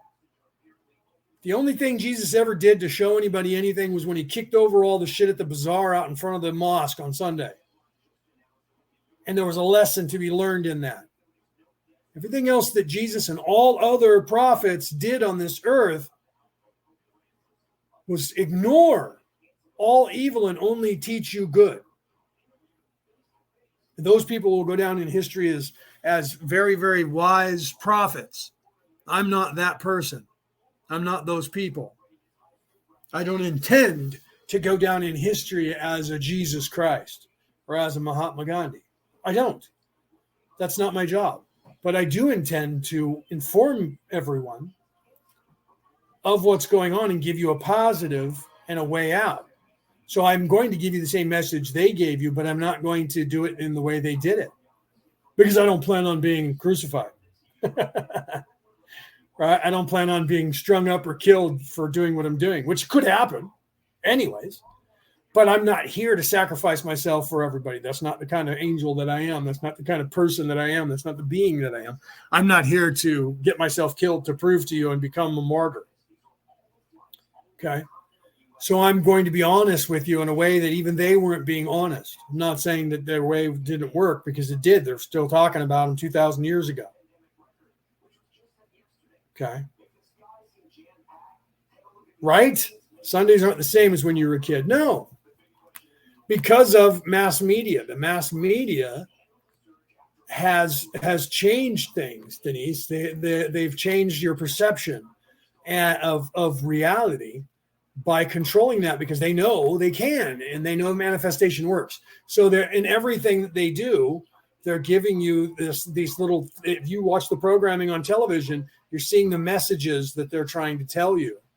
And people are making changes to this. Target just has, announced that they were all, proactive on this group that, I don't know the name of it, that is, they've been giving the money for over 10 years. And this group is here in the United States is literally working to get children to transition before the age of 11 and they're hiding it from their parents. So they're trying to make it a thing to where kids can do that. And I can't say whether I'm for or against that. Actually, I can. I'm kind of against that because I don't believe that anybody that is in that age groups has an idea of what their sexuality is yet. It's rare that they know for sure.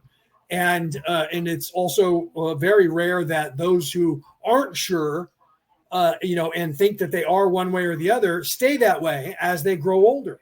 They experiment, and by the time they get into their 20s, they go, all right, I'm either this or I'm not.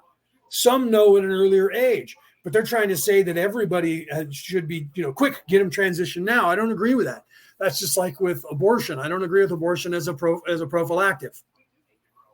I don't. Do I think abortion should be outlawed? No, because there's a call for it and a need for it. But people, if they take my sound bites off of here at some point in the future, they won't tell you the part I'm saying now. They'll tell you only that first part and try and make it sound like that I'm this evil person that's anti-everything. That's what they do. That's what the news agencies does on every channel, no matter where you are in the world. They're preaching to you one side or the other of the same religion. One side or the other of the same coin. Okay?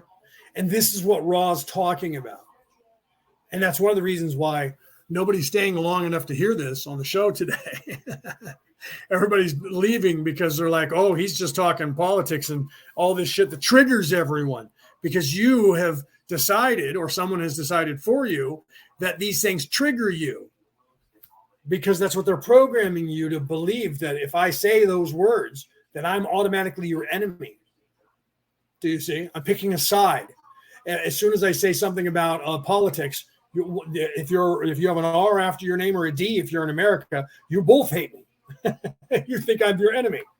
And then the same thing goes for, on the philosophical standpoint when it comes to race and sex, because that's what they're teaching you, to be divisive. You have to have a side.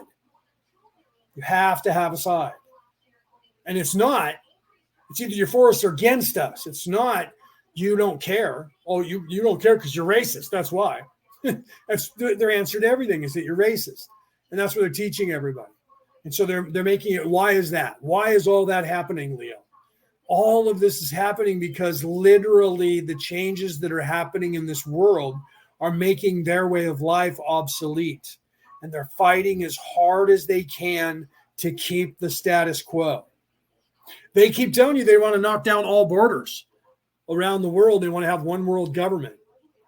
They do, but they want to have that one world government under their control, not the control of the people of this earth. And the people of this earth want to have one world government too, under the control of the people of this earth, not these representatives who represent us. And they don't want that. Okay? Hi, Penny. Welcome. They don't want that. So they're pushing back harder and harder. The more that people are becoming spiritually active and aware, you're going to see that you literally are having these people in the around the world locking down more and more control and consolidating more and more control. Ra has been warning about this the entire time. That's the underlining programming behind Ra's message. The underlining message behind Ra's message is and was and will be, look out, there's bad guys trying to take you over. Their modus operandi is gaslighting you, using negative influence, negative manifestation, and negative energy to get into your head and to convince you that up is down, down is up, black is white, white is black, all good is bad, and bad is good. And this is what Ra's talking about now. Let's continue because I'm hoping to get through this session today. This could be termed an unusual characteristic, but has indeed been a method used by Orion entities. 16.59 Questioner. The many wanderers coming to this planet now and in the recent past, are they subject to Orion thoughts? Ra. I am Ra. As we have said before, wanderers become completely the creature of third density in mind/body complex. There is just as much chance of such influence to a wanderer entity as to a mind/body/spirit complex of this planetary sphere. Do you see, this is the why as a wanderer that people see you as a rock star, because you're literally sacrificing your knowledge and your position in a higher realm, in a higher plane of existence, to come down here and be just as mind wiped as everyone else. That's why that 99.99999% of all people who do this are in service to others, because you give up everything that you are. And so people who are in service to self will not come back as wanderers. I can't say that no one ever has. So even Ra will say that it's 99.99%, because there's always that one person that might try it, right? But they won't, in general, become wanderers and come back down here. They don't want to have anything to do with that. Why? Because the only reason you would come back down here, if you've already graduated, you lose everything that you gain to graduate. So people in service to self will not do this. They won't sacrifice everything that they've already gained to come down here and have to start over and not even know it. And not even know it because they get mind wiped just like everybody else down here. There's no favors. You come in here, you don't know what you've been through and hope that you wake up to remember it. Only us wanderers are doing that. We don't know if we're going to wake up. And who knows how many times I was here after I got here the first time, how many lifetimes it took me before I woke up enough to remember who I was. Maybe I did it on the first life. Maybe it took me 10. Maybe it took me 100 lives. Maybe this is the only life I've ever woken up in and realized who I am. And I could have been on this planet for 100,000 years. I don't know the answer to that because I'm not looking for the answer to that. Once I realized most of what I know, I don't really look, and other people are like, do you know what your real name is, what you were going by before you got here? And I'm like, I could look that up. I could probably meditate and figure it out. But it's not that important to me. I have other things to do. I'll know who that is when I punch out of here. I'll become that person instantly. So it's not important for me I know that I'm not going to lose that, and I'll never know it. So it's not important for me to have to know it. Right? How many lifetimes have you been on this planet? It's a good possibility that if I'm here right now, that this is not the first life I've been here, and there's a good possibility I've been here for 50,000 years or more. Okay. And the fact that everybody that I know that's a wanderer is tired and we go through that more than humans do, and we're talking about how tired we are, that tells us that we've been here a long time. And we know it. And that's why we're tired, because we know we've been here over and over and over and over. We sense that. And that's tiring when you're doing the same thing over and over and over in different aspects and different places on the planet, coming through as men and women and on the planet over and over. And you're trying to make a positive influence for the all to leave behind, just to do it all over again, and hope that you wake up enough to know that you try to leave positive influence. Because then if you go down that road, you'll go down the road of, I wonder who I was. That's why I laughed and said, when somebody said something about the art of war, I'm like, it's just as plausible that I wrote the art of war 2,000 years ago as it is that I didn't. Right? So, I mean, it is. But then on a higher plane, it's 100% plausible, because all of us are actually the same on a higher enough place up from this place. So the truth is, I am Jesus, and so are you. I am God, and so are you. I am Lao Tzu, and so are you. I am Mahatma Gandhi, and so are you. Okay? That's the truth of that. Okay, let's continue. The only difference occurs in the spirit complex, which, if it wishes, has an armor of light, if you will, which enables it to recognize more clearly that which is not as it would appropriately be desired by the mind/body/spirit complex.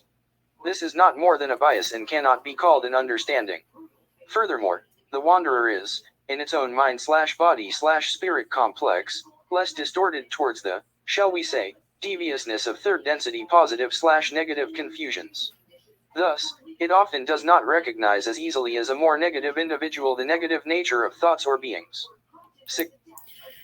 So I'm not yelling, but how do I know? Okay, so let's address that. Right? That's funny. So let's address that. How would you know whether or not you're a wanderer? First of all, if you're here listening to me, there's a good possibility that you are. Because if you're not, and you're just here for the first or second or third time, I'm going to sound completely crazy to you. Okay. However, let me give you some examples of the life of a wanderer, because it is actually a really good question. Right? Let me see how much time we have left here, because I do have to get off here soon. Let me finish this, because there's only a minute and 10 left. Let me finish this, Denise, and I will answer your question. I will not deviate and forget. Let me just finish the session so we get through it today, okay? 16.60 questioner. Would then the wanderers, as they incarnate here, be... See, now you see why. We're going into wanderers, right? So let me finish this out, and then I'll finish your question and give you the answer. High priority targets, shall we say, of the Orion group. Ra, I am Ra. This is correct. 16.61 questioner. And if a wanderer were to be successfully infringed upon, shall I say, by the Orion group, what would happen to this wanderer at the harvest? Ra, I am Ra. If the wanderer entity demonstrated through action a negative orientation towards other selves, it would be, as we have said before, caught into the planetary vibration and, when harvested, possibly repeat again the master cycle of third density as a planetary entity. This shall be the last full question of this session. Is there a short question we may answer before we close the session? 16.62 questioner. Only just know if the instrument can be any more comfortable. Ra, I am Ra. This instrument is as comfortable as it is possible for you to make it, given the weakness distortions of its body complex. You are conscientious. I am Ra. I leave you in the love and the light of the one infinite creator. Go forth, then, rejoicing in the power and the peace of the one creator. Adonai. Okay, so let's go into a wanderer and how do you know if you're a wanderer? Okay, and so there are telltale signs that happen to you in your life. And as you're waking up, you will have the same oppositions and the same realizations that, about the world. So some people will say, well, that happens to everybody. Well, it does. So, when you're looking at the world, things aren't right. They don't seem right. You got to get that Neo feel of the Matrix, and there's something wrong, and I don't know what it is. And that happens to anyone who starts waking up. Okay. But if you're a wanderer, you have things happen to you that other people don't have happen to you. And you are in your lifetime, and you have in your lifetime now. And if you're over the age of like 20, you're already aware of all these issues. Okay. And if you look around and you talk to doctors, they'll tell you the same thing, but they won't tell you why. They don't know. But they say, wow, this is bizarre. You will have, because your spirit itself, your soul, came from a higher vibration, and you lowered your vibration to come back into a human body and occupied a human body and was born. This human body is designed to house vibrations that have just come from second density, second dimension, and is now in this dimension for the first time. And it's housing as an avatar the vibration of a soul that is supposed to be in this third dimension and vibrating at the same dimension of vibration, and your density is vibrating that coincides with the same octave, exactly the same pattern that you're in. As a wanderer, when you come back down here, there's residuals of your soul because it is from a higher plane, even though you're coming down into this body and to be conscious again in this body in the third dimension. Because you're a wanderer, your intention is to wake up here in some way, albeit even if it is just in a way that makes you to be a positive person, to make a positive effect on these people. That intentions that you have manifest in you, in your reality, in this reality. Like, for instance, like you're saying, deja vu. You start getting more deja vu than other people. And a lot of times when you're on the right track to waking up, you get more deja vus coming through. This is a higher vibration. The same thing. So what happens is, because your soul, your spirit, is from a higher plane of existence, trying to exist inside this physical body, the body doesn't understand what's going on, and it starts to have vibrational issues because your vibration is from a higher vibration. And so what happens is that manifests in the physical way as what we call autoimmune problems. You start having issues with, like, I have diverticulitis, I have asthma, I have, but asthma could be caused by being on this planet. But, I have all these things going on that are far different than most people. I have sensitivity to light and sensitivity to the sun, and I can't eat the foods that everyone else eats, and I get have problems. I gain weight faster than anyone else. And science tries to explain all these away by, well, your genetic code says this. And then when you say I'm predisposed because of my genetic code, they go, that's bullshit. There's nothing to do with that. Well, you were the one who told me that. So they give you this roundabout argument that says your DNA doesn't have anything to do with it, but your DNA has everything to do with it. And so they give you this thing that's both positive and negative, and they give you the reason for it. But then they tell you, you have this weird thing. You go and you get tested. I can't figure out what's going on. They're like, well, you have this or that or this or this or this or this or that or that. And you're getting tested over and over and over and over. And then they tell you have some rare problem that 1 in 5 million, 1 in 10 million, 1 in 100 million, 1 in 30 million people get. And you have more than one of those. Well, the RH, was that RH negative? That has nothing to do with being a wanderer, but that actually exists on this planet because of the Patal, because of the wanderers.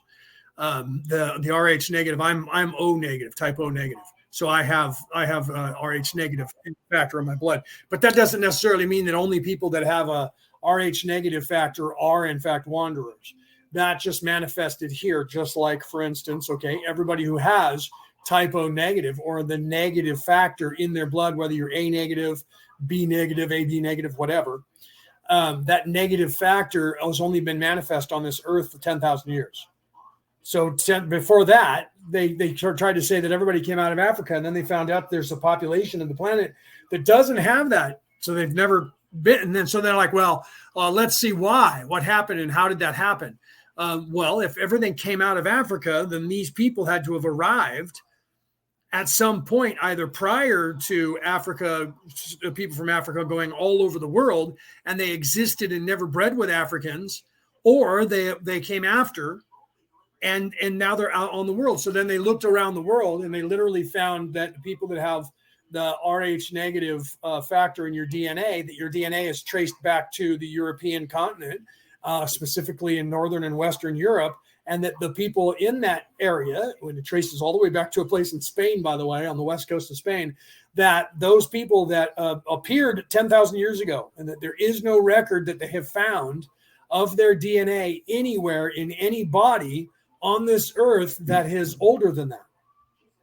Okay. So that, but that they don't know, and I do. They don't know why and when that got here and how it got here. Right. And they haven't figured out an explanation. They just keep saying we just haven't found a body yet. Eventually we'll find one. Okay. That's older. And that's possible too, because some of us have been here for a long time. But when the whole entire Patal race got here, and the way that works with the time and the temporal war with the past, present, and future, that was when it manifested. They didn't get here 10,000 years ago. It appears that we've been here for 100,000 years. But we've only really been here for not quite that long. But it's weird the way reality works here. So like some people who are wanderers have been here for 10,000 years, yet physically they didn't get here until like, say, 1940, right? In this timeline.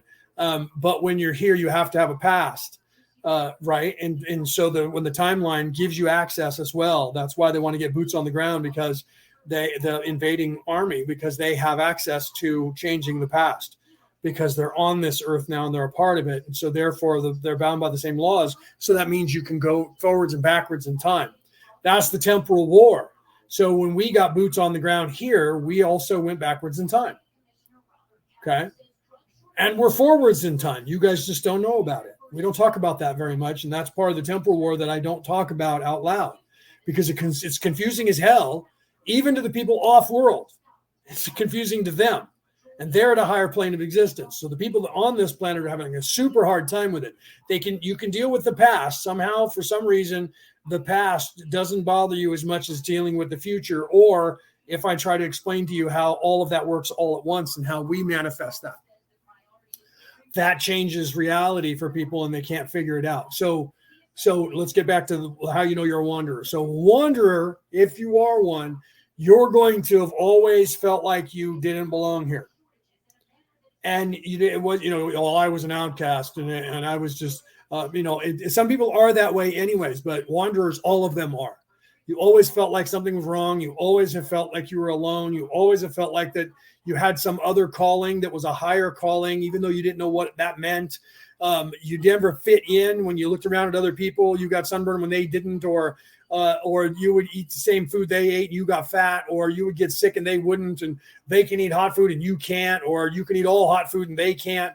There's differences that you see, that you know of your whole life, that you've always seen, but you could never explain it, and everybody tried to explain it away for you. Okay? Those things have all been happening to you your entire life. And you feel driven. Even when you didn't know anything about spirituality, you feel driven to help people. You always have. When you were a kid, you were helpful. You were always helping. People that are in service to others are going to be that way anyways. And some people are just that way because they are. But those people, generally, you know them and they're nice people and they fit into this world, and you know they do. Right? You see them and you go, that guy's a great guy and he's an old spirit, and everything he does is just normal for here. But you know that you just don't fit. You don't know why. You've always thought that. That's why the whole thing was written about Neo and how, and it was supposed to explain more. But when they stole the story from the guy who wrote it, who was awake and was trying to wake everybody up, they then manifested it and morphed it into what it is today, which is completely opposite, almost 100% opposite of what he was trying to teach. But evil people can't help themselves. They left in certain things on purpose to say fuck you to the guy they stole the script from. And in doing that, they have to tell some truths to tell you lies.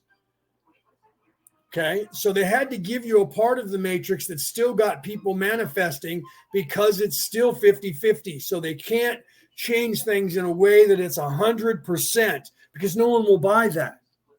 If it's 100% evil, no one will watch it because there's no goodness in it. Only evil people will go and see it, and that's only 10% of the population. They won't make any fucking money. So they have to call in everyone else to make money off of the movie or book or whatever it is. So they have to give a storyline that is going to interest everyone else and mask it. And this is what they try to do to stop you from waking up as well. Okay, so as a wanderer, to know that you are one, all of these things seem foreign to you. But then when people like me start talking, it seems to you like this makes sense. And other people tell you that's crazy. That is insane. People think I'm nuts until they don't. Okay. I thought people who talk like me were nuts until I didn't. And they told me that I would think that they're nuts until I didn't. And I didn't believe them then because I thought they were crazy. Okay. But when you hear someone like me talk, and then you hear somebody who is trying to push you in a negative way, you also sense that. You don't know for sure, but you're not quite sure. And that's why I tell people, don't believe anything that I say. Assume that I am what they say. Assume I'm a demon possessing Leo and I'm trying to lead you to hell. And look into all of that and find out. Because eventually you're going to find out that the other people are doing shit and they're manipulating you. And I never try to manipulate anybody. But they're going to tell you that I try. I'm trying to manipulate you with my words, everything I say. What am I saying? I'm saying you have free will to decide for yourself what's going on. I'm saying that people use words against you and try to convince you of negative shit. And what about that is trying to convince you of negative shit to get you to pay me money or work for me or be in my harem or join my cult? None. Because I'm not calling for any of that. I'm calling for the opposite of that. I'm calling for you to be self-empowered, for you to learn, for you to research on your own, for you. In fact, I even tell you that if I do my job right, you'll go away and not need me. Will you ever hear them say that to you? No. They might say it to get you to follow them, but somewhere along the line, they're going to change their course and they're going to start forcing you and talking to you in a way that's going to be ordering you by proxy. They're either going to be ordering you by reverse psychology, right? Passive aggressiveness or something to get you to do something for them. And ever since you've ever listened to me, have I ever done that? No. And if you think that, you probably would have already left, right? So as a wanderer, you see these things and you start gravitating towards people like me. And I'm not the only one out here. There's millions of us, billions of us. Right? Yeah. And so my family did too. My sister, I have nieces right now and nephews who think I'm crazy. And then I have other nieces and nephews who think I'm brilliant. I have 4 sisters. My youngest sister, the one that's just above me, because all my sisters are older than me. The one that's just above me, she thought I was crazy until recently. She's like, oh my God, right? My ex-wife, my first wife, she thought I was crazy. And then I guess it was like a year ago or so, she was listening to somebody's talking or watching something. And she was like, oh my God, they're saying that's true. And that's the shit that Leonard has been saying. Right? And then her and her mom were like, oh my God, maybe he's not as crazy as we thought. He's not. We thought he was out there. And here's these other people. So crazy is who you're listening to, right? Or who you hear for the first time. They're crazy. And somebody in your family, that's why even Jesus told people that, and was told that your own city where you grew up, no one in that city is going to believe that you're the savior because they knew you when you were a kid.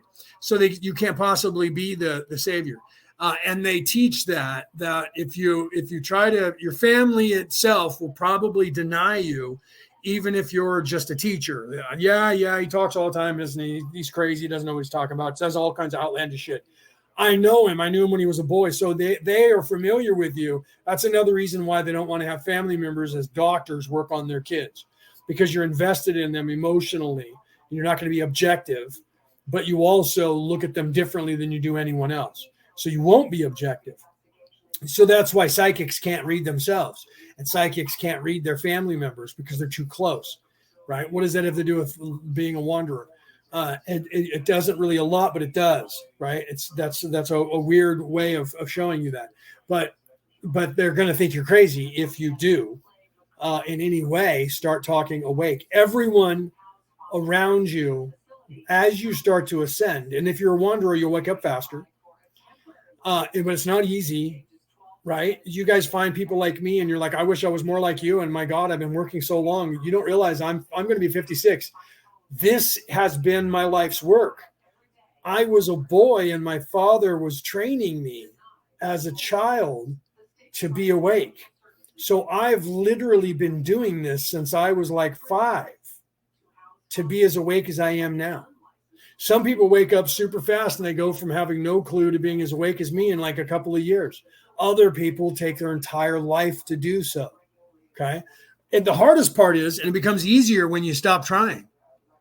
It becomes easier, literally, when you stop trying. So a wanderer will wake up faster, but you know in your heart of hearts that there's something else going on and that you have a higher purpose, but you don't know what it is. And you got to help people, and you just know you have to be nice to people, and you have to do it. Even if you're not a wanderer, you're waking up, you're going to find that out. That'll manifest for you. So that's why I tell people it's not as important to remember if or you are or not a wanderer, because everybody is supposed to be in this same club. Some of us are just coming back to try and help people get here faster. But I don't know anything more than you would know if you were in this exact position. Okay, that's not true. But not all wanderers wake up as much as I have. Okay, I could be using the Melchizedek title. So I'm a rarity, and there's a few of us that are this rare. The majority of wanderers don't ever wake up fully to the point of saying, oh yeah, I am for sure a wanderer. They suspect it when they get onto somebody who's telling them about it. But the truth is that it's not necessary to do so. What's only necessary to do is to make the choice and then stick with it. And if you choose to be evil, go and do that. If you choose to be good, go and do that. So then once you do that and you start manifesting that to yourself, and then start also helping yourself and take care of yourself, you're going to wake up. And as you wake up and as you ascend and become higher in vibration, your IQ goes up. You get smarter. That's why they want to keep you stupid, because that's why the IQ test is something they want to take. They want to know where you are in that range, and they want to keep you in a certain range. And if they can control you and get control of you, if you are of a higher vibration, they want to do that and then exploit you before you wake up enough. That's what Good Will Hunting was about, by the way, is they want to exploit you before you wake up enough to tell them, fuck you, I'm not going to help you anymore. And everyone who wakes up eventually quits working for them unless they're actually evil. But then they can't manifest, they can't create. They can only control and destroy and manipulate. That's part of the way the laws are in the universe. So they have to get a hold of us before we wake up, all people who are in service to others. And if they can find you and that you do have a more intelligence when they test you early, then they want to convince you to come to work for them when they can still shape you and keep you from being good without you knowing it, and have you work for them as long as they can until they can't anymore. And then when they can't, then they get rid of you somehow. Do you see? And that's what happened with Bob Lazar. He woke up and went to tell his friends, I'm working on alien shit for the government, and I'm working on these particles, and here, look, a UFO is going to fly by. Then the government outed him and said, he's a liar. He made all that up. He's not even real. We didn't even know who he is. He doesn't exist. So not only does he doesn't work for us, and that's what they said, they literally erased his existence, and he didn't even go to the schools he said he went to. So his life disappeared, but he still called himself the same name because that's who he was. And then he reestablished himself, and he's still alive to this day. But the government still won't acknowledge. And yet the particle that scientists discovered 40 years after he said that he already had it from aliens, they said that they found it. It was exactly the same. Oh, he got lucky and just named it that. Really? Really? That means that it was already named that, because people who invent particles, So he just in his mind was smart enough to know that was the next particle, and it took all of the rest of science. And you think the government wouldn't want him working for them if he claimed that? And then they said to other people in the government, is that true? Is there something that he said that might be true?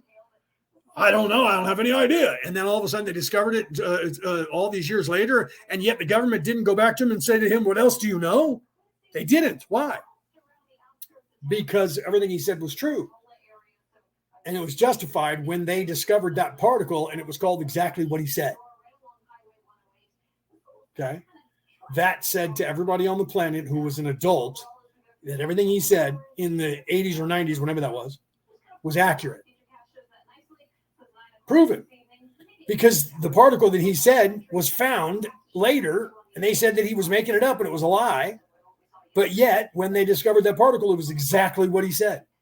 And the exact place on the periodic table of elements. Well, he must have had a theory. Well, then that means he's smarter than all of you guys. It took all of you guys 40 years to realize what you guys claim this crazy guy who was making shit up knew. So that means he was smarter than everybody in that industry from that day until the day that they discovered the particle. That means he was 40 years ahead of his time, and we could have been 40 years more advanced than we are now if they would have said to him back then, all right, well, we're not saying he did that, but he's got a good theory, and we'd like to know about his theory. But they denied all that, and what did they do when they found out he was right? Nothing. Why? Because the other shit he said had to have been true. For them to acknowledge that he knew what he was talking about 40 years ago would also have to acknowledge that everything else he said had to have been happening 40 years ago. Do you see? As an adult, you think that way. Okay. As a wanderer, you know that that's true. You know that, and as somebody who's waking up. So it's not important whether or not you're a wanderer. Okay. But if you are, you're going to have all the signs. And when you look back on your life, you're going to reflect on your life and you're going to see that Jim Carrey, right? I love Jim Carrey. He's very awake. Everyone says he's crazy. Right? Jim Carrey said certain things and people start listening, right? And that's the truth. Jim Carrey, when he's talking, people were like, he's fucking out of his mind. He's crazy. No, he's very, very awake, and he's given up acting, and he has a whole bunch of money, and he's painting now, and he's talking to people about everything that's going on, and everyone thinks he's out of his mind. That man is far more awake than 90% of the population of this earth. Okay? Absolutely 100%. I love Jim Carrey. Would love to meet him and sit down and have a conversation with him. And everybody says he's crazy. They say, I'm just as crazy, right? So you're going to get that, Denise. And that doesn't have anything to do with being a wanderer. When you start seeing reality for what it really is, it does sound crazy to those people who are locked into it. Because it's the opposite. It's completely alien to them, and they can't fathom it at all. So it's alien. And those people who are evil, you are evil to them. But people think you're crazy when you start talking like I'm doing, because they literally, it sounds crazy to somebody who's stuck in the mind trap of children, because it's literally designed to trap a child. It literally is. But you don't know that until you know about it. And that's why I keep preaching the first step in avoiding a trap is knowing of its existence. Because once you realize that it is a trap, it's harder for it to trap you. And once that occurs and you become trapped less and less and less, that means what? You become more and more and more awake. And when you become more and more and more awake, you start seeing the trap for what it is. And then eventually, when you become awake enough, you realize you have a responsibility to help. And you want to help the children. But in the interim, all the levels below that are different levels of awakening. And you see those people that are out there and they act like they're completely awake and they think they are, but yet you can still see the ego in them when they start telling you they are somebody they're not. Anybody who says I'm Jesus Christ or I'm Ashtar or I'm Mahatma Gandhi, I'm somebody else and I'm reincarnated. They're on to it, and it's a possibility because it's just as plausible. In fact, it's 100% plausible that you are too. Because when you rise up in a high enough scale, we are all only one. We are all the same. So when somebody gets locked into that and says, no, I am, in fact, Mother Mary. So am I. So is that person and that one. And so is everyone else. That dog and cat is too. The tree over there is Mother Mary and Jesus Christ. That is just as true.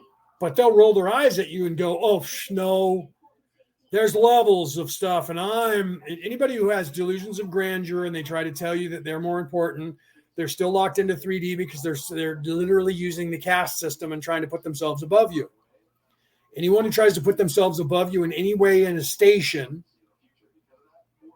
right, that I'm higher up than you, I'm more awake than you, I have better abilities than you, the second you hear someone applying that to you or talking to you that way, they are not an adult and they are not completely awake, no matter how much they say to you. If they start telling you how much better they are than you at anything, they're not.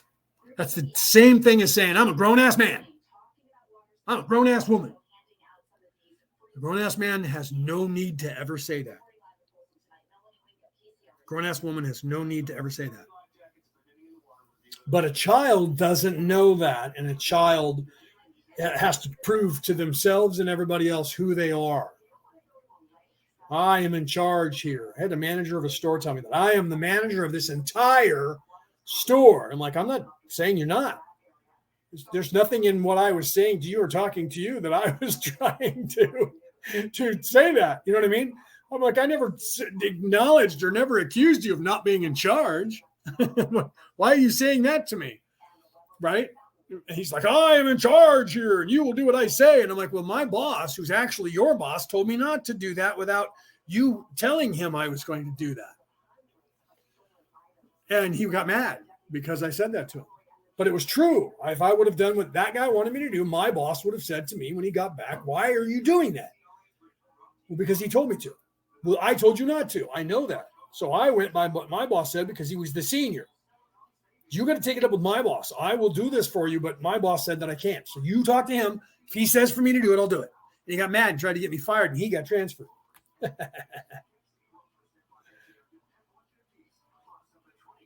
Right?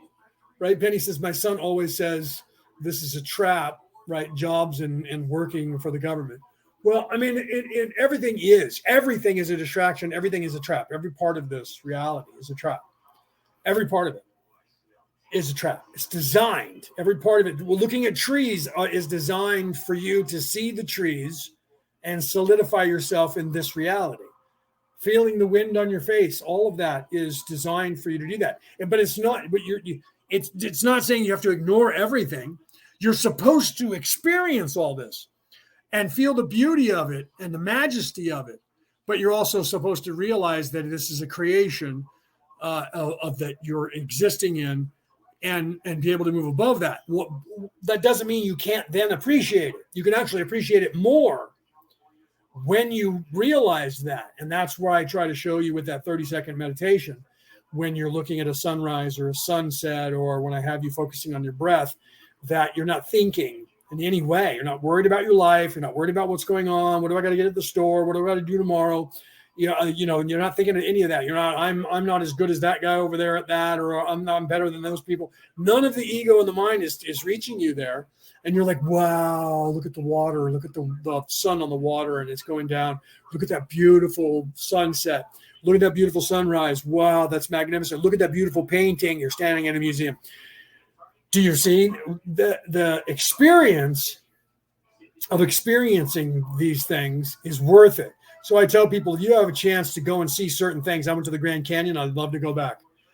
And I went to the Grand Canyon, and I have pictures, and I'm still in awe. And I remember what it felt like to be there and smell the air and to sense the Grand Canyon and how big it was, a mile deep and a mile across. And the majesty of that. And you know what I mean?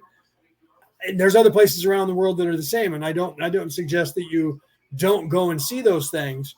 And then say, well, those are only there to trap me. That's only negative thinking. The truth is they're also very, very beautiful, and they're there to actually help you to manifest your reality And the same thing with television. It's everything's 50-50. So if you're looking for negative, you're going to see negative. If you're only looking and focusing on the negative, you'll see that in everything. You won't see the positive. So you have to be aware of the trap. That's the first step in avoiding it.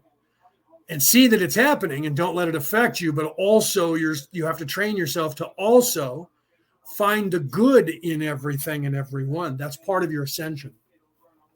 When you start doing that, you'll realize that you'll ascend a lot faster than just going, look at that negative shit that they're saying on that program. Look what they just said on the news, and that's all just a plot from the government. The more you focus like that, you're only focusing on the negative. It's true. I'm not saying that what you're saying isn't true. It is, right? And you know that. I know that. We all know that. But to manifest only that, oh, we got to do something about them. Well, you're not coming up with any solutions. You're just steaming over the fact that they're tricking us. And so you're only seeing the negative. You're not seeing that in that same message is a positive, because in all lies is truth. Okay. So there is truth in everything, and there is a flip side. Okay. For an example, this woman here in the United States, I'm sure you know about her, that teacher who went ballistic on these kids, Karma. She went ballistic on these kids because they were standing with a booth giving out paraphernalia on pro-life. And she claimed that that was violence against her. And she got all mad, and she's tossing everything off the table and yelling at these kids. It scared the hell out of them. You can see the video. They're scared to death, and they don't know what to do. And they're just sitting there looking at her like, oh my God, this lady's crazy. And then she walks away. Well, then that went viral. So because of that, the news agency showed up at her door. She didn't know who that news agency was. She couldn't have, right? It wasn't like 5 news agencies showed up and they were some of the ones that were there to say that she was the best person on the planet. And then the one that showed up that wasn't from Fox, okay? And then so they knocked on the door and said, hi, can we talk to you? And she came out with a machete and held it up to the guy's neck and said, get out of here. And you hear the guy on the cameraman go, let's just go. So now they're leaving, and she comes down and chases them down the street. They're running away, and it's also on camera, and she's got the machete, and she's chasing them now. So obviously this person, there was something wrong in this person's mind, right? So she literally was, if you take the stance of, well, how dare they, those pro-lifers, how dare they stand there and do that? I agree, that's violence. What did she do? She was more violent. Every act she did was violence against people who were not trying to be in any way violent. And she was claiming that they were being violent to her. And she's the one that pulled a weapon and tried to assault someone and kill them with a weapon. And then she's gone to jail for it, lost her job. Do you see? My point is, she was indoctrinated by the negative thought processes, programmed to think a certain way, and programmed to have a issue and trigger. It's okay to have that stance. I'm not saying that it was wrong. Her stance was wrong. Her stance is completely within her right to have. And so were those kids. But the fact of acting aggressively and tossing their shit around was bad enough. Because you're supposed to be a teacher, and you are at that college. And what are you doing to the people that are paying money to be at that college, and that their parents and everyone else is paying your wage? You're attacking them for their ideology when you should be saying, I don't agree with what you say. I don't agree with this. But that's it. After that, it's pointless because they have their point of view, but she's not respecting their point of view, and she's going crazy on it. And that was bad enough. But then when somebody came to talk to her, to get her, even if they were there to get her side, I don't know why they were there. They were there to talk to her, probably asked her what was going on. Did they ask the kids? We don't know. I didn't see anything from them. So it wasn't like the guys went to go and to have the kids give them what was going on so they could say this lady was crazy. They went to go get her side of the story, and she pulled a knife with some machete and held it to the guy's throat. That's showing that there's something wrong with her. And then they said, let's get out of here. And she went in and closed the door, and they left and went outside, and she came running outside, chasing them on camera. Did they then stay outside and start interviewing people? Maybe, I don't know. But even if they did, then she thought the answer was to come and chase them with a machete. They're now in public. Do you see my point? So there was something in her programming that made her do those things and lash out. So either she had something emotional going on in her life. I don't know. I don't know what was wrong with her, but I'm telling you that none of that's right. Okay. To react the way she did and escalate the way she did is not a right way to think. Even if I agree with her, which I don't, but even if I agreed with her that those kids shouldn't have been there, well, why? Because they have an opinion? It's opposite of yours? What if they thought that about her and took a machete and went after her? Is it okay? Do you see? So the same people who would be saying, good, chase those guys away with that machete. If that happened to them, they'd be calling the cops. Oh my God, they tried to kill me. Get them. No, you said that was okay last week. So now why are all of a sudden it's different? Oh, well, it was because it was me. See, that's what happens. That's what's going on in Chicago now, right? The people in Chicago, the government in Chicago, the city government said, we're a sanctuary city. We will accept anybody that comes up here from across the border. We don't care. So the governor of Texas said, they said they want people up there. We have too many down here. Bus them to Chicago. And now they're up there going, and then they're sending all these people up here. They're evil. Like, you guys said you were a sanctuary city, that you would take care of these people. Well, they have too many, so they had to send them somewhere, so they sent them to you. They just did it because it was politics. Who cares whether they did it because it was politics? You said you want to take care of them. And now you don't know what to do with these people, and you're mad because they sent them to you. So you're the one who said it. If you would have never said, we're a sanctuary city and we will take care of anybody and we're not going to deport anybody. And then when somebody sends them to you, you get mad and say, well, they shouldn't have sent them to me because they just did it because they're on the other side of my religion. Well, it doesn't matter if you that's like here. I say I'm in California and California governor says that they're the same. I'm like, send people to Sacramento. That's 5 miles from where I'm sitting. So that would affect me. Send bus loads of people to Sacramento because they're claiming a sanctuary city. I want to see 1,000 Mexicans there tomorrow. Because that's the only way these people who are acting that way are going to change their minds. I'm not saying that we shouldn't have people come across the border. I'm not saying I'm the son of immigrants. I am a bloodline of immigrants. My people came here, and I don't know if they came here legally or illegally. Okay. So I don't know if my people paid their way to come here and went through Ellis Island or not. Because my grandparents showed up in Boston. So I don't know if they came through New York and went to Boston, or if they showed up in Boston. I hear tell that one relative went into Canada and came across the Canadian border on foot and came to the United States, but I don't know. That was on my grandmother's side. I don't know how that went either.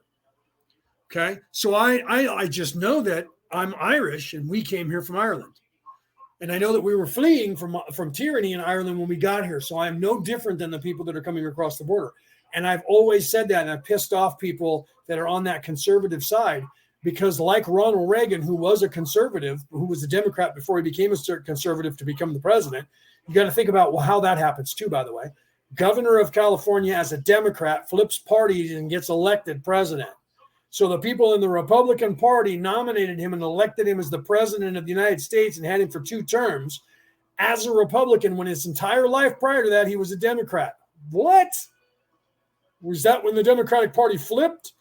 And what the Democrats stood for were what the Republicans stood for? That's what's happening now, right? Or did it matter? And it just had to do with who they needed in charge at the time, what political party, because they were all really on the same side, right? So you got to wonder that. But my point here is those people they are fleeing from a place that's bad, and they're trying to get to a place where they have a better chance. And I said at the time, put them all on the payroll. I say this now, people get mad at me. And they're like, what the hell? And I'm like, listen, when Reagan did it, everybody got mad at him. But you know what it did?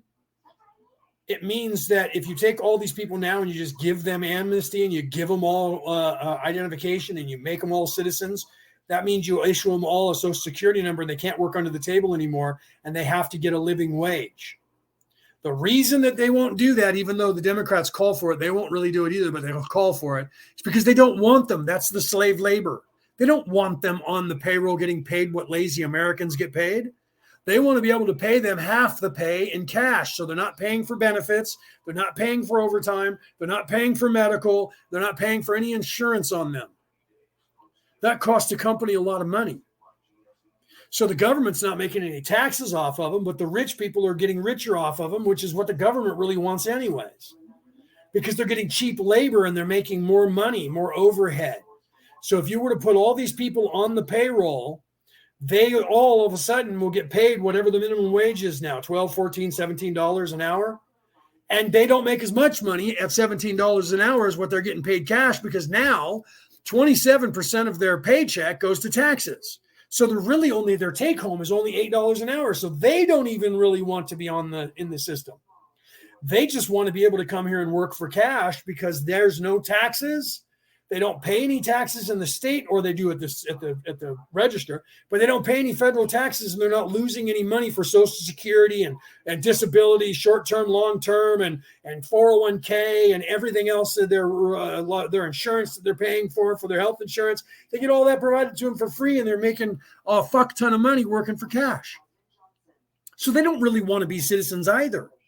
They just want to be left alone to continue doing what they're doing. They're willing to be the slaves, because they know they're actually getting paid more money than you are, because their take home is more than yours, and they don't owe any money to the king. The government and all the politicians don't want to change that either. They tell you they do, but they do nothing.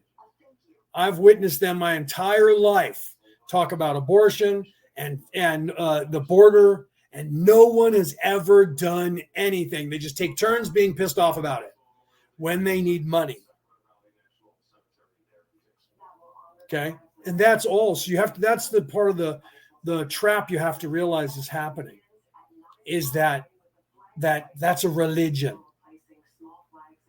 And that religion is bigger and more encompassing than the reach of the other religion, or it is just as reachful, but most people don't notice it when you are a part of a Christian or Muslim or a Jew or a whatever. You don't realize how encompassing that religion is until you realize that the religion that is government, business, money, power, control, caste system. And you're like, well, that's everything. And well, it is, because they've taken control of everything. Right. And so I always ask everybody to think about this. Why do you see a certain group of people that are usually religious say there should be a separation of church and state? Because state is the religion of evil. Church is the religion of good. That's why they don't want that religion telling their religion how to run itself. But they're telling the other religion how to run itself. That's the first step of avoiding that trap. It's knowing that it exists. Okay. But to manifest it by only seeing the negative and focusing on it and constantly pointing it out, like I've been doing mostly in this show. So a lot of people are going to hear this episode as both parts of this episode as a negative. A lot of people are going to say that. I'm probably going to get a lot of feedback from very awoke people. And do you notice I didn't say awake people? I said awoke people. I'm going to get a lot of feedback from people who think they're awake, and they're going to be scolding me for focusing on the negative. But I'm not. I'm showing you the trap. Do you see? All right, I got to go. I love you guys. Even though there was a 20-minute gap, I've still been on here 2 hours and 30 minutes and an hour there. So 3 hours and 30 minutes on the air. I didn't plan on going that long, but I wanted to explain that. So Denise, if you're still here, I'm not looking at the other chat because your name didn't come up to see if you actually are still in the audience. To answer your question as best I can, you'll know because the signs are there and you already kind of know it or think it. But the truth is, it's not exactly that important to know. What's more important is to know, am I a good soul? Am I in service to all? Or am I a bad soul and I'm in service to others? Either way, the truth is, even if you're evil, eventually you will repent your ways, because you can only get so far and you can't get higher. I know that that's foreign to people who are evil and they don't want to believe me. And I'm okay with that because I know the truth. So eventually I know what you were created for, and I know why you have the abilities that you have. So people that are evil, the truth is there is no right and wrong. And the people, that's where I get a lot of kickback from and ridicule from the other side, from the people in the churches, because how dare you say that? That's just not true. You're going to go to hell. You must be a demon. And those people they're very woke. And that's why they're saying that about me. Because if they were objective about this reality and what it meant, and saw the signs in their own religions that were showing them that, because their own religions have symbols that are showing you that it is a mathematical equation, that it is two sides of the same coin, that is both energies of the same vibration, and that they are absolutely 100% necessary for your growth. They wouldn't be telling me that that's the opposing sides, and we have to fight them, because that's 3D thinking, and that's the opposite of what you're supposed to do. That's what Jesus was trying to teach when he was saying turn the other cheek. He wasn't talking about in the physical, turn the other cheek physically. It was esoteric. He was telling you that in a spiritual sense. In the physical sense, you don't let anybody big kick your ass. Fight for your life and defend yourself, unless you're wanting to become a martyr. Otherwise, you defend yourself. But in the spiritual sense, you win by not attacking. And that's why Mahatma Gandhi was teaching that in the physical, because he knew that everything in the physical manifests in the spiritual. So if you start teaching yourself in the physical manifestation to not be aggressive and warlike and violent, then if that's your soul and it fits for you, right, then you would. I'm far less violent now. I grew up learning how to fight, weapons, physical combat my entire life. I can use every goddamn weapon on this earth. I can create nuclear weapons. I can make every weapon on this planet you have ever heard of, and some that you don't even know exists. I was taught to do this. I went to school and had a license, okay, to do this. Registered. Still registered. I'm just not licensed anymore. Still registered by the federal government of the United States of America in worldwide databases, that I know how to make every kind of bomb you've ever heard of, or every kind of nerve agent you've ever heard of. I just can't make viruses. But I bet I could, with the knowledge I have, I bet I could actually figure that out too. It wouldn't take much more of the chemistry that I already know. But my point is I don't. Why? Because I'm not that person. But there was a time when I needed to have that knowledge because of what I did. Not because I was killing people with it, right? But I also learned to defend myself so that people couldn't just murder me, because I was sneaking into places and blowing shit up and doing things like that. But the majority of what I was doing was propaganda, far more than the physical violence. But I needed to make sure that I knew how to do that stuff so that people couldn't just take me out, right? Because that's part of the spy craft. So, but my point here is that the being passive and being that way to a fault will get your ass kicked. But if not, and you can do that and not be violent and not teach violence, then that downplays all the violence. What happens is that teaches everybody to be less violent. If I'm less violent, be the change. This is what Mahatma Gandhi said. Be the change you want to see in the world. So literally, if I become less violent and I don't have that attitude and I'm not violent outwardly around everybody, then everybody around me is not going to be on edge and worry about me being violent. So what does that do? That de-escalates everybody around me. So if my whole family is afraid of me, that means because I'm beating people up in front of them or threatening them. So then they have to worry about that. That causes negative output. So it's in everything in our manifestation, is my point of what Ra was saying, that what you portray as yourself and not worry about what people see you as. Pay attention to that so you know what they see you as, who, right? Just so that you know that, because you have an idea of what you think everyone sees you as and what you see yourself as, but that's not necessarily what other people see you as. But don't obsess on it and worry about that image and try to become what you want them to see you as, because now you're trying so hard, they're going to see through that. And they're going to see that you're trying too hard, and then they're not going to see you for what you want to be. So I'm just me. And I've been trying to teach people this my whole life, that people are like, don't you care what other people think about you? And I'm like, no, I don't. I really don't. My life doesn't change. Well, what if they were in charge? Okay, now we're talking what ifs. Now it's just a fable. You just made it up. If that person was in charge, then I would have to kiss their ass because they're in charge and they're paying me money. I would then kiss their ass long enough to find a job where I didn't have to kiss their ass anymore. I would eliminate them because they're annoying. right? So they're not in charge.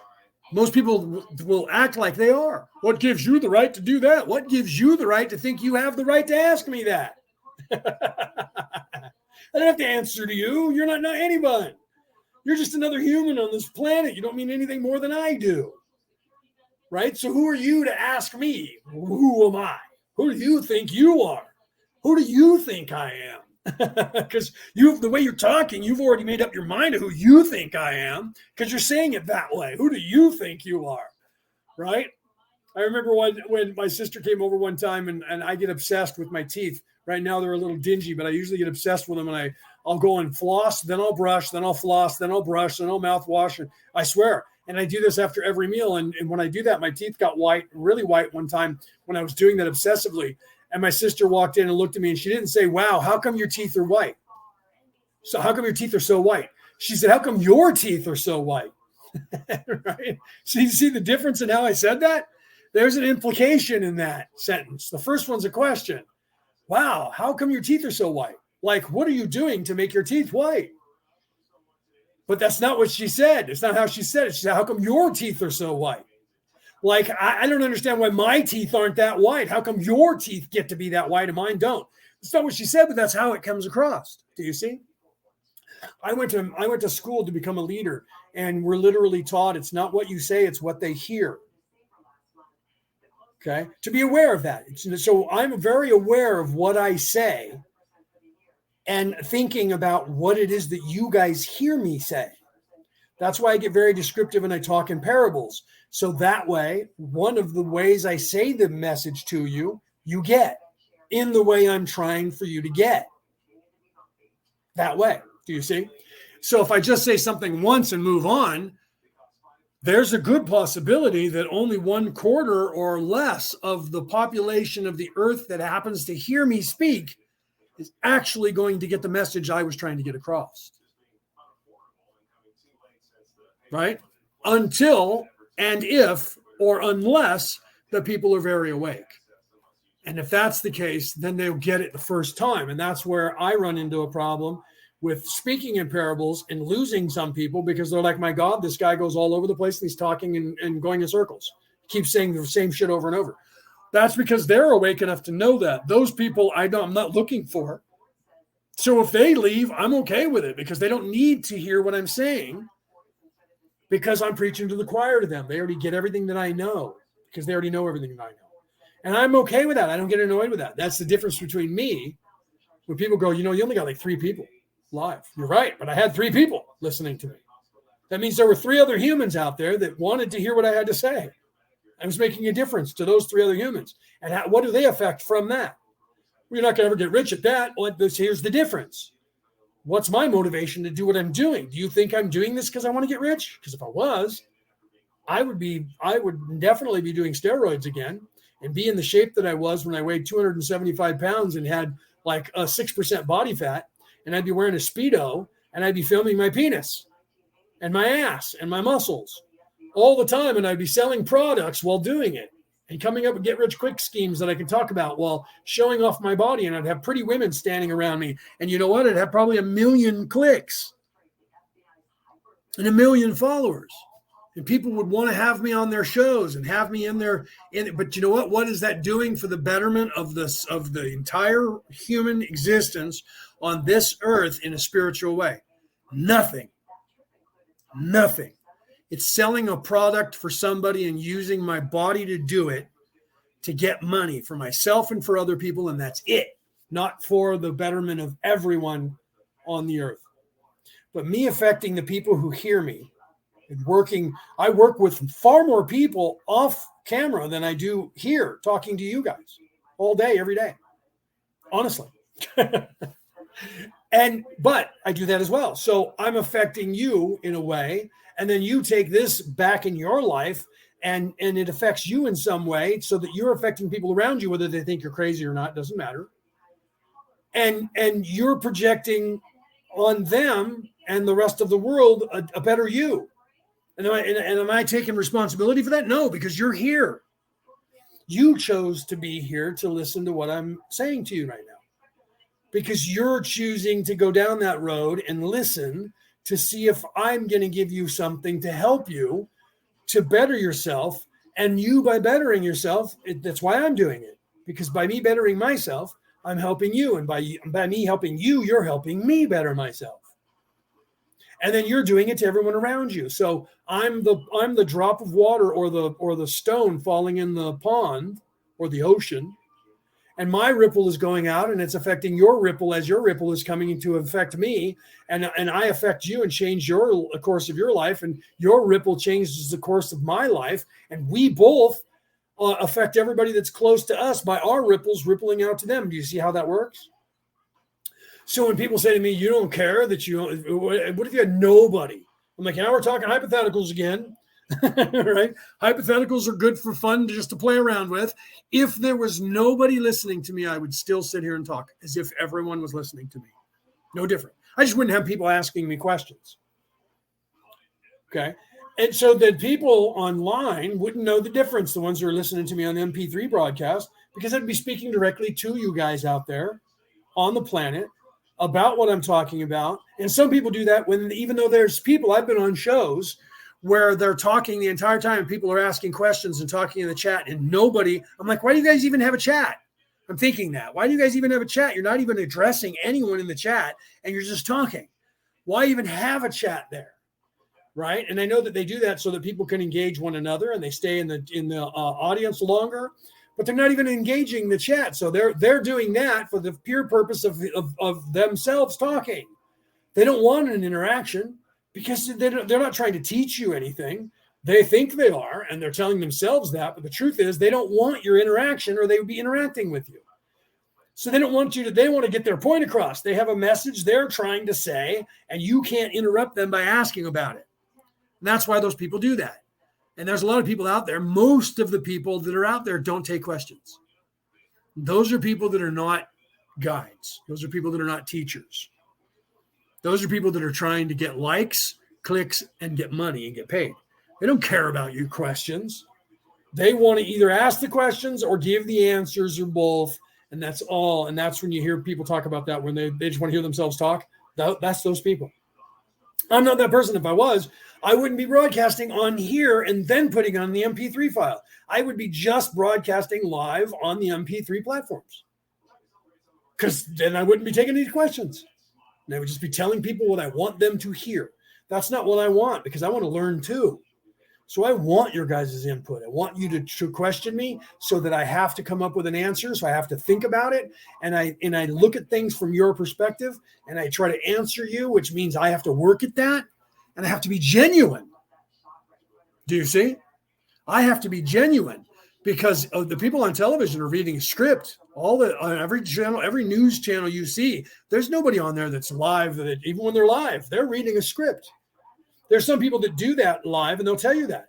Like if you watch Sean Hannity, he has a radio show, and he has a script on there where they have ideas of what they're going to talk about for the day, but he's not reading 100% off of the script, and he does take questions. But when he's on his show, he's reading off of a script until he has interaction with other people. But even then, the questions are already he already wrote them for himself or the producers did, and then he's asking the questions, and then the people answer, and they're only on for like 30 seconds to 5 minutes, and then they move on. But all of that, 99% of everyone who talks on the news is literally reading a teleprompter that someone else wrote. I'm not that guy. I literally occupy air. I've been on the air now for 3 hours. So 4 hours, I've been occupying the air speaking the entire time from my mind and my own heart without something written in front of me. I'm using raw talking about certain things for me to then expand on. I don't need that. You know that. I mean, how long have I been talking now without having raw? I don't need that. But I'm using that platform to also back up what I'm saying by saying, look, and here's this guy that came through channeling 40 years ago, this whole entire hive mind species. And I'm actually trying to validate them at the same time by saying, look, they were very awake. And this is how I know. And here's the proof that we didn't know that then. Couldn't have.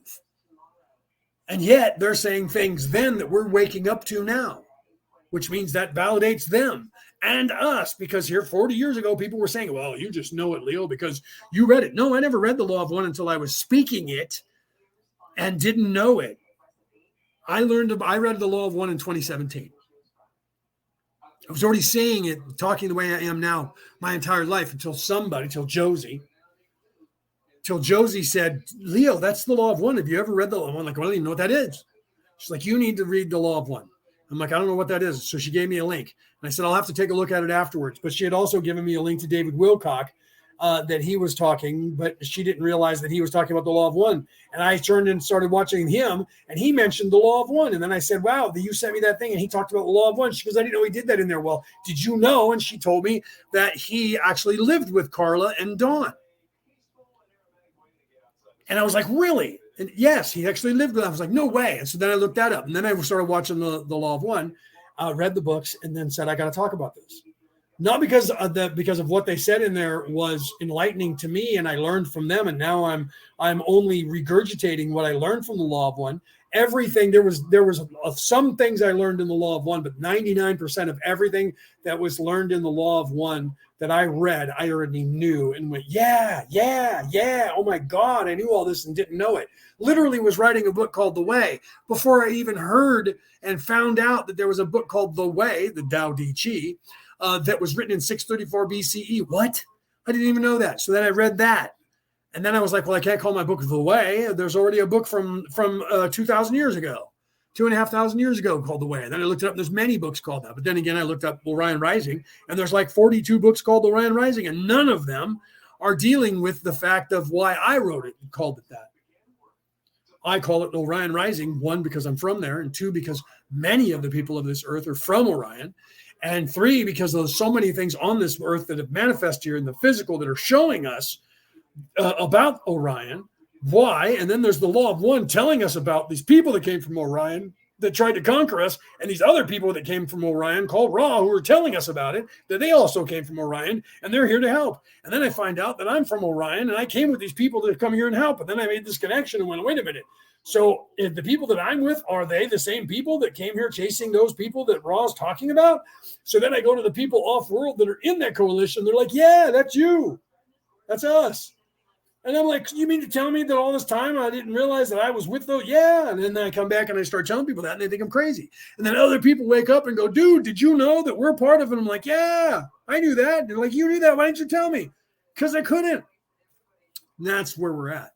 Okay. And when people wake up, they all of a sudden go, did you know this? And did you know that? Yeah, welcome. Here's your oracle. You sit here next to Snorri.